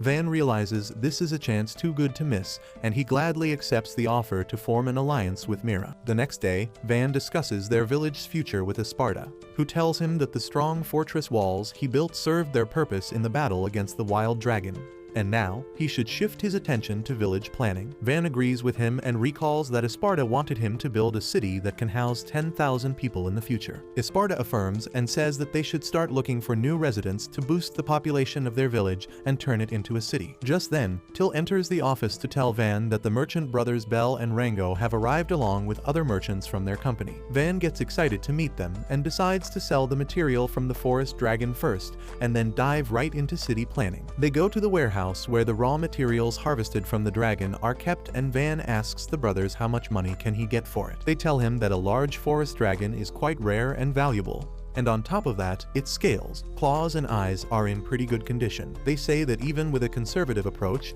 he can get 100 platinum coins, which is enough to make him a millionaire even in the real world. Meanwhile, the senior merchants examine the carcass of the dragon carefully and then begin murmuring their strategy silently. Van approaches them and asks what they think, and they start rubbing their hands as they ask him to sell all of the dragon's parts to them because he can't find better business partners than them. They tell him that they will offer him the highest price he can get anywhere, and then say that he will get 60 platinum coins for everything. That is pretty low compared to what he learned from the brothers, and he decides to talk to them again before making his counter-statement. The senior merchants panic at this because the brothers are still not seasoned merchants like them and can make mistakes. They corner the brothers, telling them to play along because they are from the same company, and they should try to get as much profit as possible from this clueless brat. The brothers argue that they should provide a fair value as honest merchants, but the veterans tell them to take their honesty, roll it, and shove it up their ass. They are confident that no other merchant will come to this place, and Van will have no choice but to sell his items at the price they say. Van can hear them clearly, and he is about to speak up to the senior merchants, but the brothers beat him to it. They proudly declare that they plan to do honest business with everyone because they believe it will give them greater return in the long term, and they are sure that being honest with Van will be the best thing they can do. The senior merchants are not happy at this attitude, and they curse the noobs, threatening to expel them from the prestigious Merry Chamber of Commerce for not doing the best thing for the company. The two greedy bastards walk away with that, and Van asks the brothers if they will really be kicked out of the company. They affirm, believing that the higher-ups will probably side with the veteran merchants over new guys like them, and that means they are going to lose a lot of credibility. Van suggests them to start their own trading company instead, and both of them freak out on hearing that. They tell Van that starting a trading company is not easy, and they need to complete 3 big steps for that. First, they need to pay the Merchant Guild registration fee, and then they need to have a shop of their own. These are the easy parts, but the third part is getting an endorsement from a titled noble. Van knows only one noble with a title who can help him, and he immediately goes to Mommy Mira with the request. She agrees to endorse the brothers without wasting any second, and Van asks her to think again because she might run into trouble with the Merry Chamber of Commerce that is backed by the royal family. Mira replies that a gigantic trading company will most probably not bother that a small-time noble is supporting a 2-man company. On top of that, she wants to do things that will spread good things about her. and with this incident she wants people to know how she helped 2 honest merchants start a company. Van quickly suggests that if she wants people to talk about her, she can take the credit for slaying the dragon because that way his family won't find it out either. Mira replies that slaying a dragon is a big thing, and people will investigate it independently to verify the claim. Their investigation will lead to Van and Dee, so he can't prevent his family from knowing that he was responsible for slaying the dragon. This hurts Van's hopes, and he fears that his family will summon him and hand over this village to someone else. Mira tells him that the only way to avoid that is by getting a title of his own. She explains that all nobles have a title that they can inherit or work hard to get. She claims that since she started from a knight, she had to take the longer route. But since Van is the son of a marquis, he can easily get the title of a baron from the king. Van doesn't understand how that can happen, and Mira tells him to claim the glory of slaying the dragon himself, because that is enough to get him a noble title. Van panics on hearing that because he doesn't want all the attention and clout, but Mira tells him that this is the only way. She can understand his worries as well, because when she first obtained a title, she also got many enemies, but she simply turned them to ash like the boss bitch she is. She tells Van to fire his Abilitiy at the enemies who try to harm him because that will definitely stop anyone from challenging him after that. Van doesn't know what to do with the most illegal but effective life hack he just learned. He asks Mira if she doesn't need the glory from defeating a dragon to get promoted. But she lets out her inner predator on hearing this and tells Van that she doesn't need a kid worrying about her. After that, Van goes back to the brothers and tells them that Mira is going to back them up. They are shocked to hear that, but that shock turns into happiness as they realize that they can open their own trading company. They immediately buy the dragon parts from Van for 130 platinum coins and then get ready to sell it in the capital. However, they run into a great trouble as they find that the senior merchants took away the carriages with them so that they are left helpless. The brothers are confused about what to do now, so Van offers to build a carriage for them. Just then, Mira also comes there and lends them her war horses, who are like Olympic-level athletes among other horses. Meanwhile, the 2 money-grubbing bastards are laughing that the brothers will come crying to them because they have no way to transport their items now, when suddenly, Mira overtakes them with the new carriage. The merchants take a second to process what they saw, and they realize that the brothers are going to form their own trading company with her support. Soon after that, Mira reaches the royal capital and appears before King Dino, who is pleased to see her and asks if she is here to request for another promotion. Mira tells him that she is here to ask for a noble title for her friend, and the king is curious to hear more. He asks why her friend is not here, and Mira replies that he is protecting a faraway village, so he cannot come here, but he has achieved great things which are just the starting of his journey. The king is intrigued on hearing Mira praise the guy so much, and he asks about his achievements and identity. Mira replies that the guy in question is Van, the youngest son of Marquis Ferdio, who defeated a forest dragon. The entire court starts buzzing with murmurs and gossips on hearing this, and the king immediately asks if he is a powerful elemental mage. Mira replies that Van has production magic, and he is just 8 years old right now. She then starts glazing Van, narrating how he found the village under attack the moment he arrived there, and he defeated the bandits with a handful of knights and adventurers with him. She also tells the king about how Van used his production magic to completely transform the rundown village into a fortress, before fighting a forest dragon and defeating it. The king finds that crap harder to believe than believing in Santa Claus as an adult,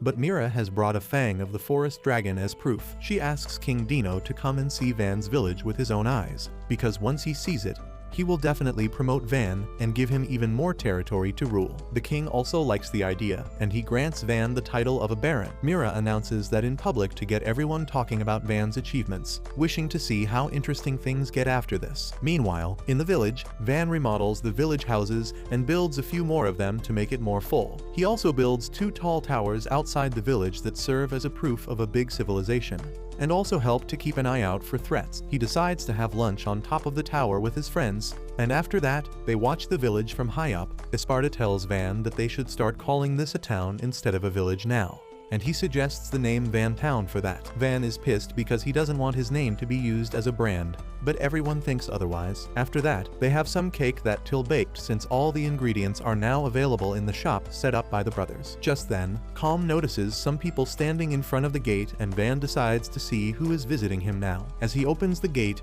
he sees a group of dirty and starving people looking for the Cedo village. Van asks Esparta about that, and he replies that it was the original name of the village, even though it was not official. Van asks the poor people what they want, and they tell him that they belong to a nearby village and face heavy taxes while having no one to do work because their lord took their young people to join his army. They had heard that this village had changed a lot rapidly, so they came here, hoping to find some sort of relief. Van realizes that they are from Ferdinando County, which he doesn't have the best relations with. That is why he is hesitant about accepting them as refugees, but he doesn't want to abandon people who are so desperate either. He thinks about it a little, and then decides to accept them into his village.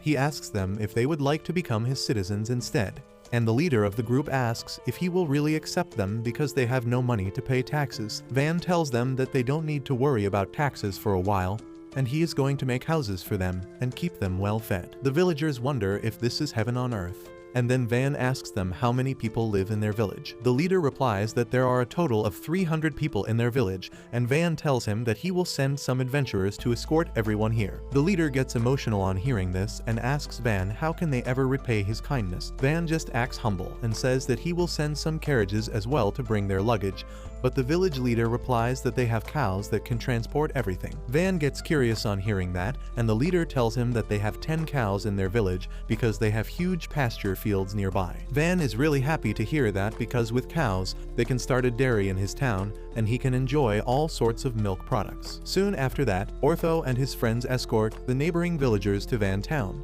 and they think how Van's decision makes no sense to them. The green-haired nerd baddie tells them to shut up and focus on their work, so they scatter and start comforting the villagers. Ortho picks a tired-looking woman, who says that she was against the decision of moving to another place that is even more remote than their village. Ortho agrees with her about the geography lesson, but then assures her that the village she is going to is a paradise. Soon, they arrive at the town, where Van has prepared a barbecue to welcome the tired and disheartened refugees. They can't believe that they get to eat something so delicious, and start stuffing their mouth with Van's delicious meat with tears in their eyes. After that, the refugees approach Van, asking if there is some work for them to do because they want to earn their living here. Van realizes that they are scared that he might kick them out for not working. He tells them that they can help by running stores he is setting up, and also by working on the fields. The villagers reply that they know how to work on a field, but they have never run a business before. Van tells them that they can leave the complicated stuff to the educated people and do whatever they can. Just then, the village chief arrives there to welcome the guests and says that Van has made their life much better, and now they want their new friends to enjoy that life too. The villagers are already overwhelmed by this, but Van is not done yet. He has prepared cake for them using the milk they got from their cows. He tells the new residents that their lives are only going to get better as he develops the village into a town and then a city, and everyone feels that they can finally live after just surviving all this time.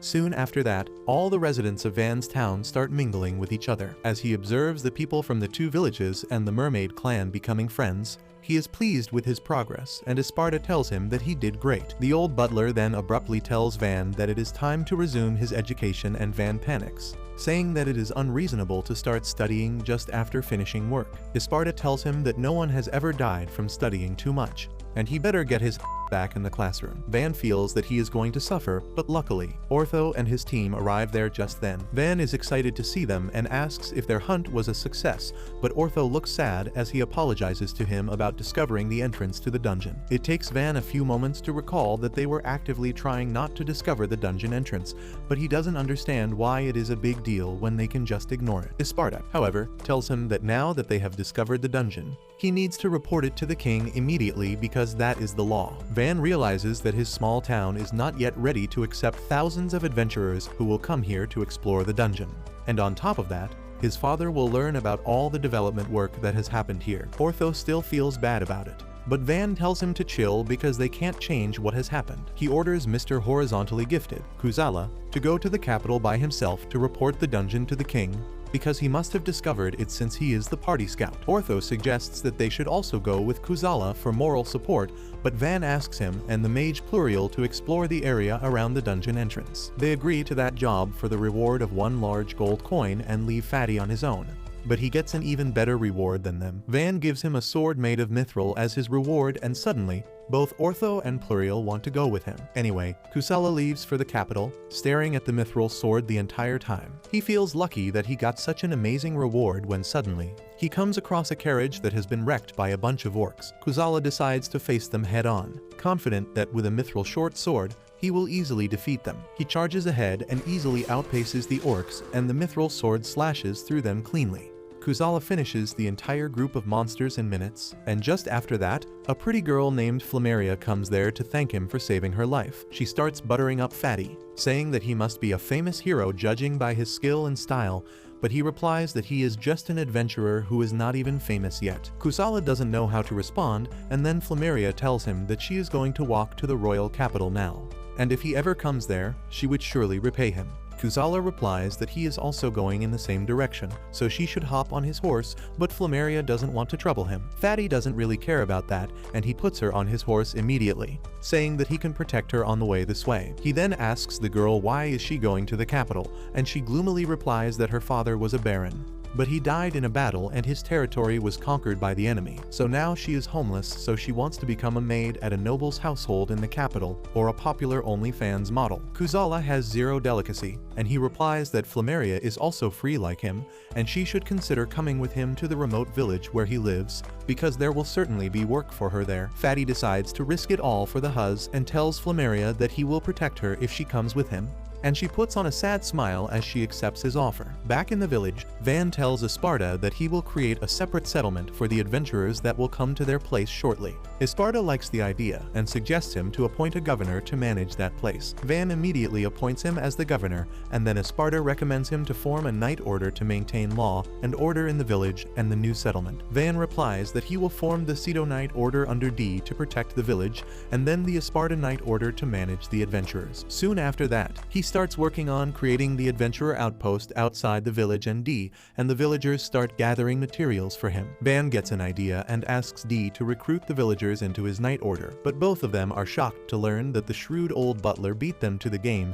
and already recruited every healthy adult to join his squad. As Van is despairing about losing to the old man, Calm tells him that Kusala is back, and he has brought a surprise guest with him. Van welcomes Kusala, who cheerfully informs him that he filed the report about the new dungeon in the capital. Van asks him who is the lady with him, and Fatty replies that she had nowhere to go, so he brought her along. Van welcomes Flameria too, who says that Kusala saved her from orcs near the capital and starts praising him, calling him a true hero. Van can see the very obvious romantic tension between the two, and he is happy that at least someone found their soulmate. Suddenly, he spots a bunch of rowdy delinquents riding towards them aggressively, and he craps his pants, thinking that they are bandits who are trying to rob them. Fatty tells him to chill because these guys are just a bunch of overeager adventurers who rushed after him the moment they learned that a new dungeon had been discovered. The rowdy adventurers soon reach them and begin telling Van and others to head back inside their village because a place like this is dangerous. Van is initially stunned and thinks that they are definitely bad people, but then Calm tells him that these people might be idiots straight out of the Mad Max series, who don't know the correct way to say things, but they are indeed worried about them. Flameria remarks that they look scary, and that statement hits the adventurers harder than a hammer to the nuts, and they repeat that kids like them should not be out here in danger. Van tells them that they are quite close to the village, so they are not in any real danger. The Mad Max crew can't believe that a remote village can have such huge walls and ask Van how he built them. He decides to show them instead of telling them, and uses some wood blocks to create a temporary fencing, and the adventurers grab their heads in shock on seeing such amazing magic. Just then, D arrives there with more raw material, and as soon as he takes Van's name, the adventurers are shocked to learn that the famous Van Nefertio is just a brat. D gets mad at the Mohawk crew for calling Van a brat, and as he slashes through their sword with ease, they immediately start fearing and respecting him. From that day onwards, they always bow down when they see D, but whenever he is not around, they gather around Van to learn how a kid can manage such a huge village. A couple days later, Ortho and his party return from their mission, and they are shocked to see more adventurers in the town. Before Van can ask them what they found, Kusala comes there with his new girlfriend, and as they greet the party before heading to their room, everyone is stunned. No one can believe that Fatty would be the first one to bag a baddie out of them. and when Van says he will build a house for the two of them, Ortho regrets sending Kusala alone to the capital. Van ignores the moping single loser and asks Pluriel what they found. She reveals that there are no monsters around the dungeon entrance, but it is located in a canyon which is hard to access. She says that the place is not suitable for any big construction.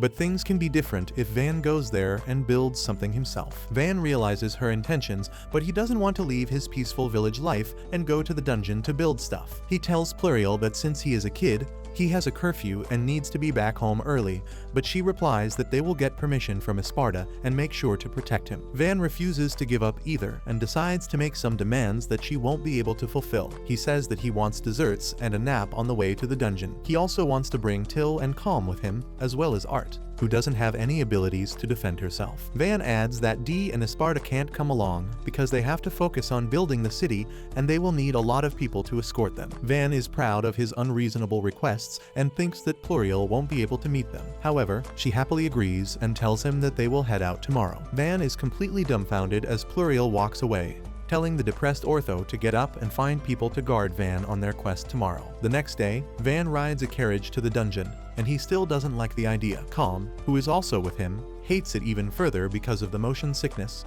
and he looks like he will hold a grudge against Van for suggesting this. Suddenly, a giant troll appears before them, and the Mohawk crew charge at it without wasting a second. They take it down quickly and Van is impressed by that, but he is annoyed by their constant shouting and screaming. Meanwhile, Art is enjoying the change in scenery with Till by her side and Van is pleased to see that. Just then, Ortho informs him that they are almost at the dungeon entrance and Van peeks outside the window to take a look. He freaks out at what he sees and orders the carriage to stop immediately because they have to cross a wide canyon to get to the dungeon.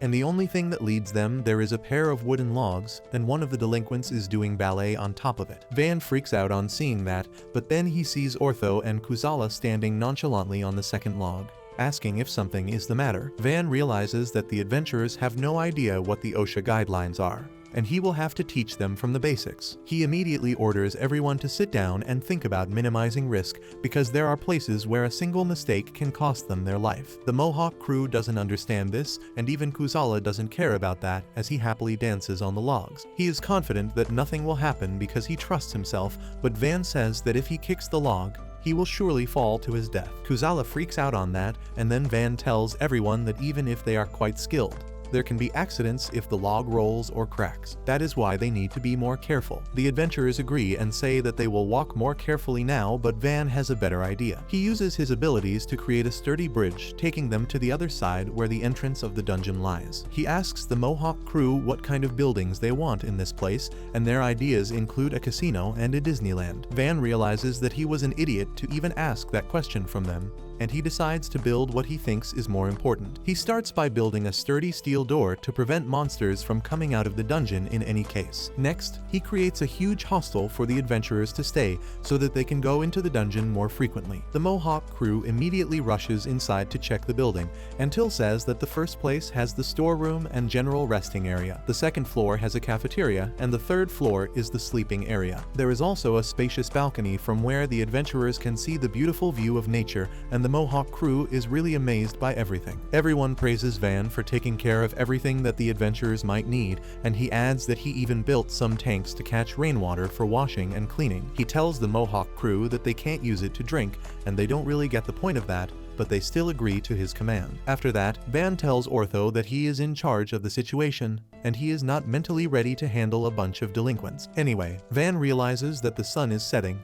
and he tells everyone that they need to head home in time for his curfew or Esparta will scold him. The adventurers laugh that even Van is afraid of something because he is a kid and he is pissed at them. Just then, Art calls for his attention and asks what is the glowing crystal that she just found. Van is shocked to see that it is a huge crystal of pure mithril, and he praises Art for discovering it. With that, everyone returns to the village where Esparta is waiting for Van with a creepy smile on his face. Just as Van sees that, he realizes that he is screwed and he turns to his friends for help. Till, Calm, and Art are terrified of Esparta and don't know if they can do anything to help. So Van turns to Ortho, asking him to save him because he got late while helping the adventurers. Ortho reluctantly steps up to take the blame for being late, and Van thinks that he won't be lectured now. However, Esparta tells Ortho to shut up and move aside as he drags Van inside for a lecture.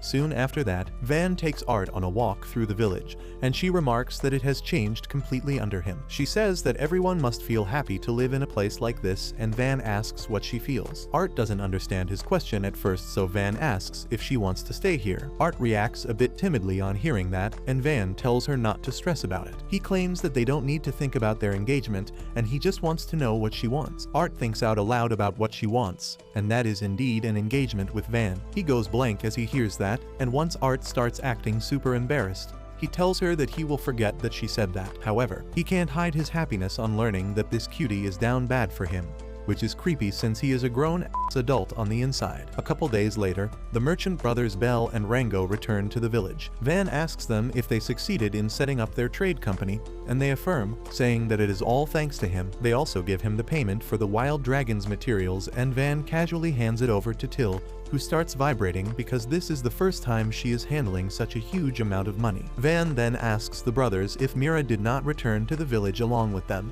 and the brothers tell him that she went to talk to Count Ferdinando after recommending them to the Merchant Guild. They say that Mira feels that staying with Van will be more interesting and rewarding than staying with Count Ferdinando, and Van is taken aback on learning that the badass mommy is going to stay in his village from now on. However, the brothers burst his bubble by telling him that she just plans to get a territory of her own near Van's village, and Calm is sure that she will get it pretty quickly. After that, the merchant brothers tell Van that they have got an even better thing for him. They pull out a huge wooden box from the carriage and place it before him, saying that this is what he was looking for. They open the box to reveal a machine bow that can fire 10 arrows in a row, and Van screams in joy because this is exactly what he needed to build a brand new Abilitiy. He immediately takes the machine crossbow back to his mansion and begins reverse engineering it. Art remarks that he looks happier about getting the crossbow than he is about getting a handful of platinum coins, and he affirms, once he figures out how the crossbow works, he uses his abilities on a block of nanomaterial to turn it into a crossbow. Art is impressed by it,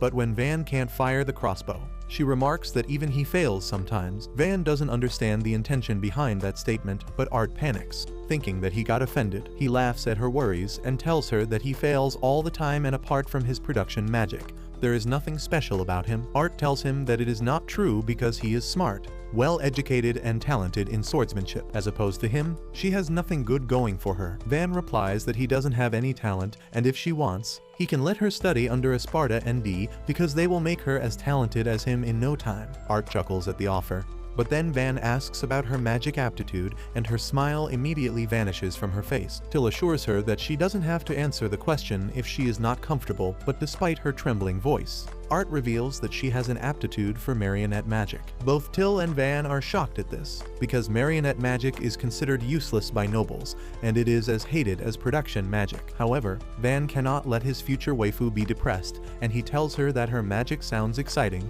and he really wants to see it. She hesitates because she doesn't think he will like her, but Van says that people who can use marionette magic are rare, and she is the only person he knows who can use it. With Van pushing her, Art agrees to show her abilities using a doll that Van makes for her. She activates her power and uses it to make the doll dance, and Van is so impressed by it that he excitedly grabs her hands, saying that her magic has limitless potential. Till also praises her and suggests that they should make a lot more dolls so that Art can make them dance in front of the villagers, who will surely like it. Art is not sure about it because she believes that her magic is not fit to be shown to other people. Van replies that people say the same thing for his production magic, and his own father called him a failure, but he used that magic to bring happiness to his people. He tells her to believe in herself, and Art says that she will believe in his words and do her best. That night, Van summons all the villagers and adventurers to a newly built stage in the village center. Everyone is curious about why they are gathered here, and Van arrives on the stage to answer their questions himself. He tells them that tonight they are going to put on a show using Art's magic,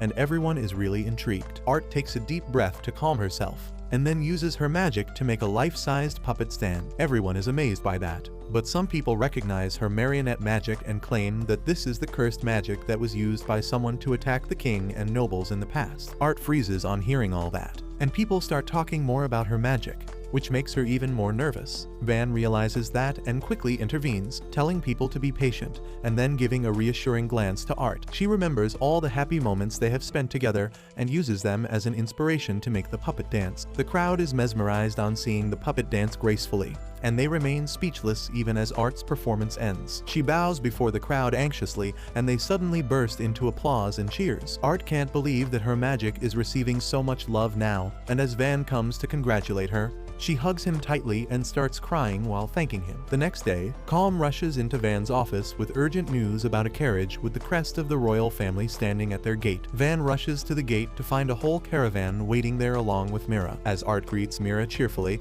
she is shocked and asks Van what did he do to change Art so much in such a short time. He replies that she was not confident in her abilities till now and he just made her see how wonderful they were. Mira is impressed by this, but then she suddenly remembers what she is really here for. She tells Van to kneel down before the king of their country. Van obeys the command immediately, and just then, King Dino arrives there and tells him that he has become a noble, and from now on, he must dedicate himself to serving the nation. Van affirms formally, and the king tells him that he expects great things from him. He then brings up the dungeon that Van discovered within his territory and says that soon, an official team will be sent to gather more information about it. After that, the king moves on to the topic of Van slaying the forest dragon and says that it is an amazing feat, but they need to verify it thoroughly. His advisor tells Van that the king is here to verify the claim himself, and tells him to answer all questions honestly. Van promises the king that he will answer his questions honestly, but in return, he asks him to keep an open mind because he might not believe the things he hears. The king is interested in him now and promises to be open-minded. After that, Van takes the king and his party inside his village and gives him a tour of all the things that he has built to keep his people safe. He tells the king in detail about the wall, the trenches, and the ballistae. The king asks his advisor Abilitiy what he thinks about it, and the advisor replies that ballistae are a useful weapon, but they are quite inconvenient to use. Van replies that he can give them a demo, and immediately orders Calm to fire a shot into the forest. Calm immediately obeys and fires a bolt into the forest, causing a massive explosion. Both the king and his advisor are blown away by that, and they claim that the ballistae rivals the power of an archmage. They are also curious about the star-shaped fortress wall, and Van explains that because of the unique shape, they can attack enemies from all sides. The advisor's eyes widen in horror as he realizes the fate of enemies that will be attacked from all sides by the ballistae.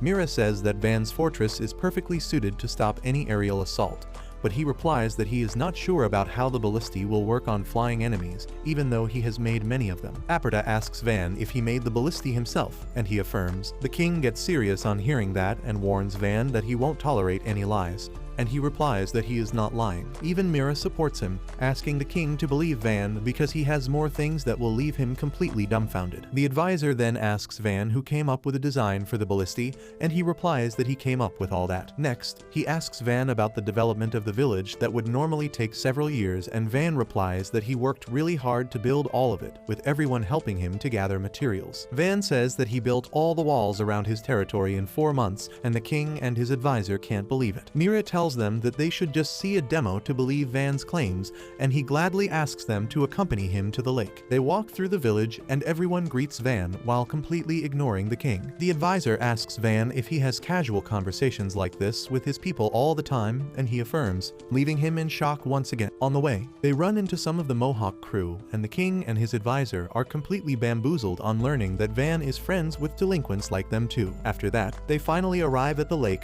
but to their shock, it is full of mermaids. The king's eyes widen in shock on seeing such a rare species in Van's backyard. Suddenly, Van asks Esparta to create an earthen wall, and the old butler obeys his command, creating a huge wall in an instant. Van then touches the wall to deliver the finishing touch, and it turns into a reinforced concrete wall in an instant. The king's jaw drops halfway to the floor on seeing this, but there are more shocking things waiting for him. Van takes him to the common area of the mermaids, where the mermaid chief asks him about the king. Van says that he is his boss, and the mermaid chief decides to pay him his sincere respect. He immediately goes to greet the king and presents him a gift to commemorate their friendship. Another mermaid presents him with a glowing red stone that Van picks up, and Mira is the first to realize what it is. The advisor recognizes it just 1 second later, and he freaks out because it is orichalcum, which is called the metal of gods because of how rare and valuable it is. He says that if they make a sword with this block of orichalcum, it will cost 100 platinum coins just to forge it, but the king tells him to stop being a miser because an orichalcum sword would automatically be a national treasure. In the meantime, Van turns the block into a sword,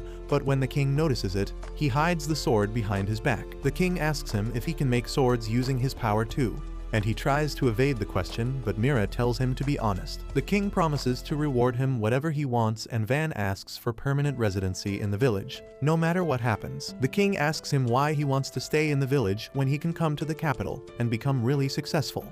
But Van replies that he has to stay here to protect the people and the village he has worked so hard to build. The king can't say no to that after he promised to give Van whatever he wanted. He says that it is a shame to leave Van in such a remote region, but he still wants him to work with them whenever possible. Van promises that he will do as much as he can for the country, and he is glad that he can live a peaceful life in the village. After that, the king asks Van to take him to the dungeon next because he wants to verify it himself since he came all the way here. Van replies that going to the dungeon and coming back will take some time, so he should do it another day, and the king is not pleased with his attitude that is becoming increasingly casual. Suddenly, some villagers come screaming and tell Van that a dragon has attacked them. He immediately orders everyone to get behind the Abilitiy and asks Mira to help them as well, when suddenly, a huge flying dragon comes right on top of the village. Mira is the first one to correct the men around her by telling them that it is not a dragon but a wyvern. King Dino immediately turns to his advisor Abilitiy and asks what he thinks about the situation.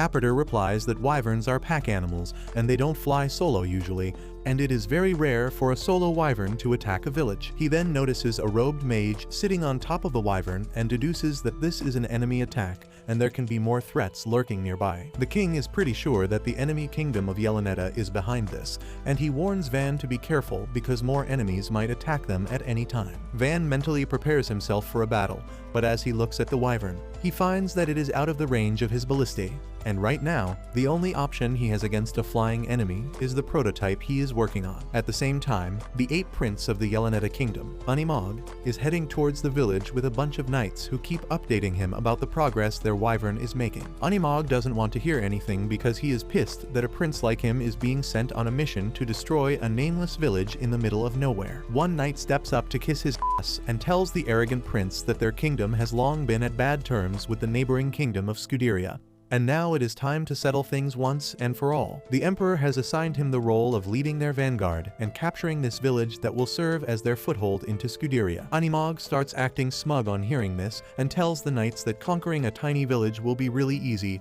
but once he reaches the Cedo village, he is stunned on seeing a fortress before him. The knights start panicking because they never expected to see a fortress in such a remote area, but Animog tells them to shut their peasant mouths. He says that there is no way someone can create a fortress so quickly in a remote area, so this must just be a decoy made to look like the real deal. He declares that they will charge ahead and conquer the village by ignoring the fake fortress. But his knights ask him what if it is real. Animog tells him to shut up because the fortress is clearly AI and orders them to destroy it immediately. His knights have no option but to obey him, and they start hitting the door of the fortress with a battering ram. However, after 3 strokes, which is honestly more than average, the knights get tired and there is just a tiny dent on the door. Animog can't believe this, and then Van appears on the top of the wall to greet him. He introduces himself as the lord of the village and asks the prince what business brought him here all the way from Yelanetta kingdom. Animog is taken aback that Van knows they are from Yelanetta kingdom, but Van was just bluffing to see if his guess was right.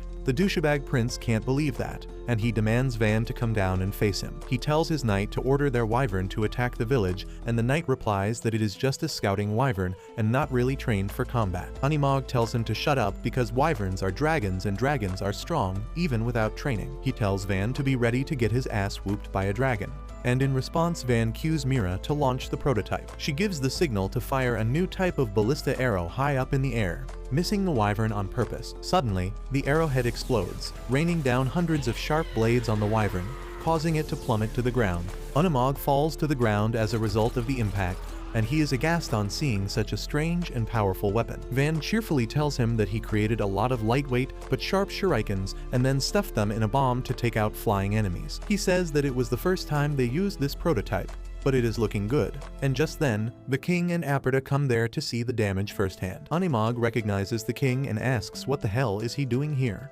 But the king is too busy aura farming to reply to him. Van then asks Animag if he still wants to fight, and his knights immediately drop to their knees and surrender. The stupid prince, however, has not given up yet, and he orders the knights to keep fighting. To silence him, Mira throws a ballista arrow right between his legs, causing him to give up as well. The king is impressed by Van's abilities, and he says that Count Ferdio has produced a brilliant son. Abilitiy tells him that the count kicked out Van from his house because he thought he was useless, and the king feels that they need to reevaluate the magic aptitudes from now on. Later, Animag is taken to a dark and damp prison cell, where Mira and Abilitiy take up the responsibility of interrogating him. Abilitiy plays the good cop and asks Animag nicely to reveal his strategy. However, when he refuses to talk, Abilitiy hands over the task to Mira, who is ready to pluck his nails out one by one till he talks. Animag is terrified of the Night Mommy, and he agrees to spill the beans. He reveals that the Yelleneta Kingdom has been planning to attack Scuderia for years now, and they were going to start it from this remote village,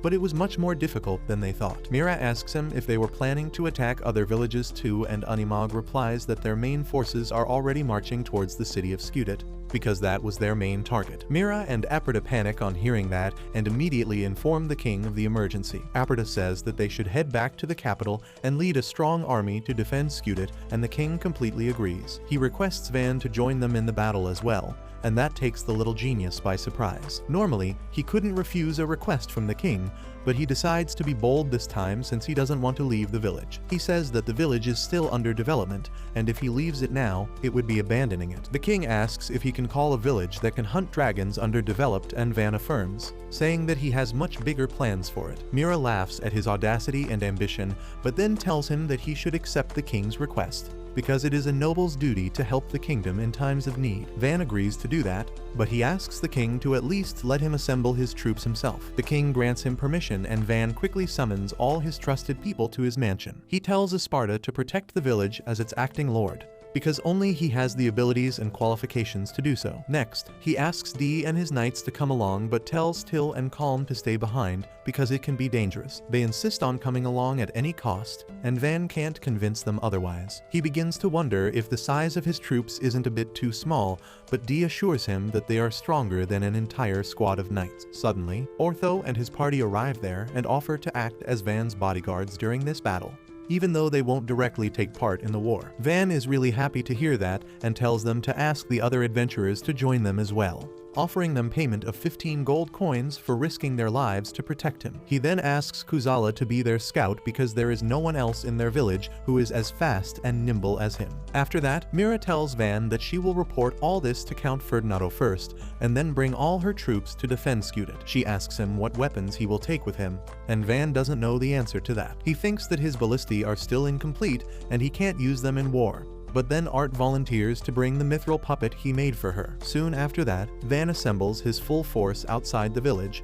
and tells them that they are going to fight the Knights of Yelleneta Kingdom, who are more experienced and better trained than them. However, he assures them that their main goal is to return alive from the battlefield, and he is sure that if they work together, they will all be safe and defend the city of Skudit. At the same time, the news about the enemy invasion reaches Jalpa, Van's father. He is shocked to hear about it, and tells his butler to immediately rally their knights for battle. He also tells him to ask the neighboring lords for support, and the butler suggests asking Van for help, since his village is quite close to Skudit. Jalpa scoffs at the idea, saying that Van's village doesn't even have enough food to feed themselves, so they won't have any soldiers. The butler tells him that the merchants returning from the capital are claiming that Van has been made a baron for defeating a dragon. Jalpa calls that fake news because no one without elemental magic can defeat a dragon. The butler still insists that Van must have done something extraordinary, but Jalpa doesn't want to hear anything more. He rides out to Skudit immediately with his troops, but by the time he reaches there, he finds that it has been captured, and their southern gate has been completely demolished by the Wyvern squad. He tells his soldiers to regroup with the forces stationed in the city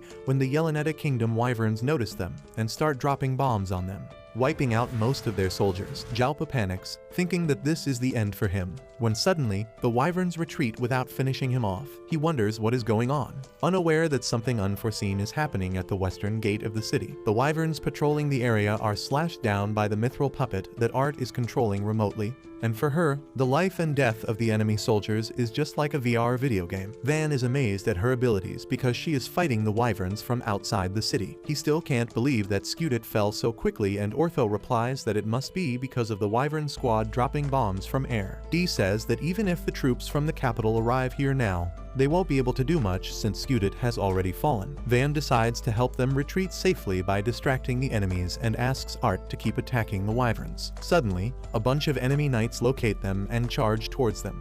Calm quickly takes out a bunch of them with the machine gun crossbow, while Dee and his troops also join the fight.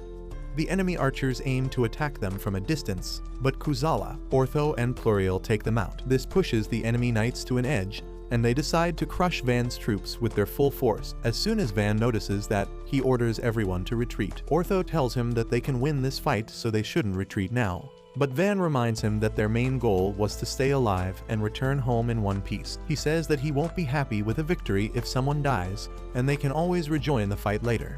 Soon after that, Jalpa and his troops return to his city. He feels lucky to survive the attack of the wyverns, but his men have lost all hope after the aerial assault. Just then, his eldest son Mersha arrives there and Jalpa starts yelling at him, asking why was he so late. Mersha apologizes, but just then, the king arrives there and tells Jalpa to seek therapy instead of taking out his anger issues on his son. Both Jalpa and Mersha fall to their knees, and the king asks them about the situation at Skudit. Jalpa replies that Skudit has fallen because of the wyvern troops and the new weapon of the Yeleneta army, and they barely escaped with their lives because the wyverns went towards the west gate. The king says that it must be because of Van's troops, and Jalpa can't believe that. Abridged tells him that Van has developed the remote village into a fortress and even defeated a dragon, and Jalpa yells that Van can't do it because he is not an elemental mage. Abridged asks him if he is calling the king's advisor a liar, forcing him to shut up. Just then, the king notices Mersha clenching his fist on hearing that Van is now a baron, and he asks him if he is jealous that his little brother got promoted before him. Mersha starts crying and says that he is really proud of his little brother. Later that night, Van and his troops are resting in the forest, exhausted by the battle earlier. Dee asks Van what is their plan now, and he doesn't have any idea. He wants to go home because he has already done his duty as a noble, but he understands that leaving Skudit occupied is not a good idea and they must do something about it. Art tells him that she is terrified of stepping into the war zone again because even innocent people are sacrificed there. Van agrees with her, but he still wants to do just enough so that no one can complain to him later. He suddenly gets an idea and declares that he will make and supply some catapults to the army, after which they can all go home in peace. He immediately creates a catapult to show to his friends, and they remark that it is pretty big, so transporting it won't be easy. Van thinks about it for a bit and says that he can just create them on the site and then calls for a strategy meeting for tomorrow. However, the next morning, Van regrets his enthusiasm last night because now he has to deliver the new weapons himself, and for that, he needs to go back to the war zone. He keeps whining about it, while his subordinates are confident that their new weapon will help them win the war. They soon reach the city nearest to Skudit, and Van notices that everything is normal, but there seem to be a lot of soldiers around. Dee tells him that after their defeat at Skudit, their soldiers are using this place as a base to rebuild their strength. Just then, a group of familiar-looking knights block Van's way, and leading them is his father Jalpa, who looks down at Van with disdain in his eyes. Van greets his father, who immediately asks if he has been made a baron after hunting a dragon. Van affirms, saying that it was just your regular forest dragon, but just the name of the monster is enough to make the knights crap their pants. Jalpa asks Van how did he do that because even a genius elemental mage like him can't defeat such a monster by himself. Van tells him that it is just skill issue, and then reveals that he used his Abilitiy to hunt down the forest dragon. Jalpa gets furious on hearing this because he can't believe it, and even his soldiers don't think it is possible. Van already knows that his dad is an asshole, so he can't win a debate against him. While he is wondering what to do, Mira comes there to see Van and tells him that the king is here too. He is looking forward to any new weapons that Van has made. Van is glad to have her here, and he suddenly gets an idea. He asks his dad if he would like to see his ballista. After he shows the new weapon to the king, and Mira supports the idea. She tells Jalpa that if he has some spare ammo, She can show him the ballista that she has brought along, but Van tells her that he has already upgraded the design till then. Mommy Mira starts talking business with Van while Jalpa watches them with disgust and disbelief. Soon after that, all three of them go to visit the king, and Van is impressed by how intense and badass the king's guards look. Mira tells him that they are all very strong warriors, but then feels necessary to create beef between them. She says that Van could beat them with his equipment, and the guards don't like that statement. Van gets embarrassed on hearing that, but Mira just laughs and leads him to the king, who holds a meeting with all the nobles in the region to retake Skudit. Van notices that Art's father, Count Ferdinando, is there too, and he doesn't know how to approach him later. The king asks Abrida if there is anything they should be extra careful about, and he immediately starts yapping about how the kingdom of Yeleneta has always failed to conquer Skudit till now. This time, they did it within a day by using the Wyvern Squad and the black ball weapons that blew up everything around them. Van realizes that these uncultured people don't even know what a bomb is yet, and they can't do anything unless they have a way to counter the bombs. The king realizes this too, and he is quite depressed about it, but not as depressed as Jalpa, who lost a great amount of soldiers to the bombing. Abrida turns to Van, asking if he has come up with a strategy, and Van replies that they just need to defeat the wyverns before they can drop the bombs, and then victory will be easy. The other nobles mock Van, telling him to go back to preschool and use his imagination there. But the king and his advisor believe that Van might be able to solve their problems. King Dino asks Van to go to the front lines and lead the operation to retake Skudit, but Van does a hard pass on that, shocking everyone. They can't believe that a kid dares talk back to the king, but the king is more surprised that Van doesn't want the glory that comes with fighting on the front lines. Van casually replies that he is not a DPS, but a support, and more importantly, he doesn't want to get hurt. The other nobles start yelling at him for being selfish, and they even begin calling out Jalpa for raising a coward. Jalpa gets furious at this and tells Van that he is way out of line right now because he is just the lord of a small nameless village and he can't talk to the king like that. Van tells him that none of the nobles here know what it's like to defend a small powerless village, and just then, the king intervenes. He tells Van to continue, but instead of telling his strategy, he starts talking about his struggles in protecting a small village without any help from his family. He says that he made the village much stronger than before, but it is still small and will easily fall if the Yeleneta kingdom attacks it. One noble asks why would the enemy kingdom bother to attack a tiny village in the middle of nowhere, and Abrida replies that they have many reasons to do that. For starters, they sent a prince to conquer the village because they are serious about invading the Scuderia kingdom this time, and they will try to capture it again. Everyone gets tense on hearing this, and Van says that he wants to protect the village that he built with his friends, so he can't afford to get injured here. Count Ferdinando tells Van that he understands his situation, but asks if he thinks he can fend against the Yeleneta army, even if he is at his village. Van confidently affirms, but the nobles can't believe this. Van tells the king that he is still going to help them win the battle, even though he wants to stay in the support role. He says that he will supply the Scuderia army with ballistae and catapults in exchange of being sent back to his village, and the king has no issue with that. Van says that he will make them immediately, and Jalpa asks if he is even serious about this war, because if he starts now, he won't finish in time. Van remains calm and says that it will be better if he sees things with his own eyes. He takes everyone outside and creates a ballista and catapult as a demo, and this leaves the nobles dumbfounded. Van asks his dad what he thinks about it, and he coldly remarks that this is just a dummy weapon which won't fire, so he is not interested. He goes back to organize his army, but the rest of the nobles stick around to see the demo to the end. Van tells them that the catapult is designed to launch shuriken that bring down wyverns, and the king asks if he is sure that it can defeat the enemy. Van replies that unless the enemy is hiding another ace up their sleeve, his catapult should work well enough to defeat them. The king believes him, and then tells all the nobles to attend to their business for the day. Just then, Till comes there to pick Van up and brings Art along too. However, Art is really timid because she knows that her father will be here, and when she sees him, she freezes in her tracks. She remembers how her mother hated her and timidly asks her dad how is she doing. Her father is not even interested in talking with her and replies that everything is good at home, but he is busy right now with war preparations, so he can't talk. He leaves with that, and Art is still rattled by the meeting. Van asks her if she is not feeling well, and then asks Till to take her back to their place so that she can rest. Later that night, Van works on his strategy with his friends. He assigns Calm to lead their artillery, while Dee and Ortho sign up to protect them from the enemy attack. Van is pleased to hear that, and Mira remarks that it is time for the decisive battle. She says that since Yeleneta Kingdom took the fortress that was called impenetrable so easily, it means that the age of elemental mages is over, and the age of technology has begun. Dee asks her if she thinks that Yeleneta has the strongest military in the world now, but Mira thinks that Van could single-handedly defeat their army with the unique weapons he makes. The next day, the war begins and the army charges ahead towards the fortress while Van stays in the rear to observe the situation and give orders. As the leader of the Yeleneta army notices Scuderia army spreading up and attacking them from all directions, he thinks that they are trying to weaken their defenses instead of barging in through the gate. He is not worried about whatever approach they take because he has the upper hand. He orders his archers to fire at the advancing army, but Van was ready for this. He tells Dee to start the operation, and he immediately orders his men to pull out their shields. The shields block the rain of arrows like it is no big deal, and the Yeleneta general is shocked at the sturdiness of the shields. However, the shields are not made from vibranium or adamantium, but using wood, just like most of Van's creations. Zoro's estranged brother decides to bring his mages into play and tells them to destroy the shields. Their combined attacks start overwhelming Dee and his soldiers, but he tells them to endure the attack because another group will bail them out soon. Just then, a fireball hits the gate of the fortress and Zoro from Alibaba panics when he sees the archmages gathered in front of the gate. He realizes that the army here was just a distraction so that the gate would be left undefended.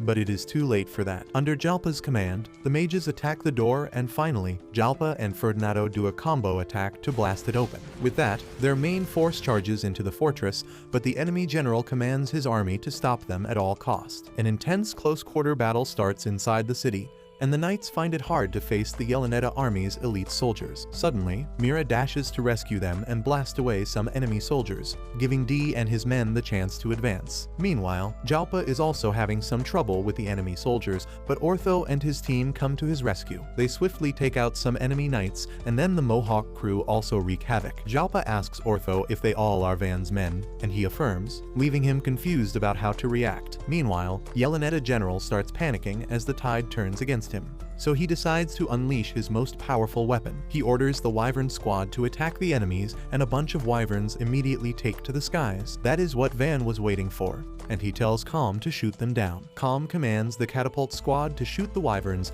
and they fire balls loaded with sharp shurikens in the air. The balls explode, sending deadly shurikens everywhere, and that is enough to bring the wyverns plummeting to the ground. Everyone is overjoyed by this success, but one lucky wyvern has enough plot armor to survive the attack and the fall.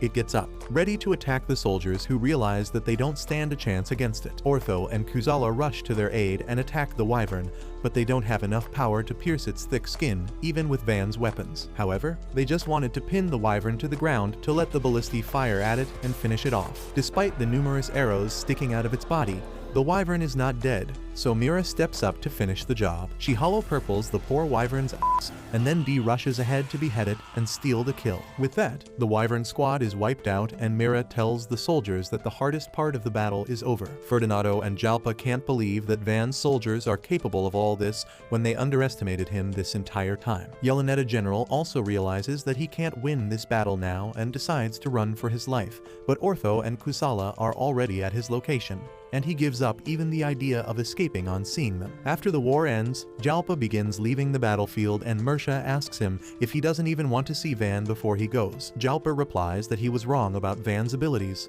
and he doesn't want to face him now. At the same time, Van is celebrating their victory with his friends, and Dee tells him that all the glory goes to him. Van acts modest, saying that he just issued commands from the rear, and they did all the hard work on the front line. Just then, Ortho and Kusala come there with the Yeleneta General, and Mira immediately steps forward to torture him and get all the information out of him. The guy craps his pants on seeing a mommy knight and reveals that their plan was to attack 3 locations of the Scuderia Kingdom to grab a large chunk of its territory. Van's village and Scudit were 2 of their targets, while the 3rd target is the Ferdinando County, which is the most terrifying news for art. But that's where this video ends. Remember to like and subscribe to the channel. Thanks for watching, and I'll see you next time.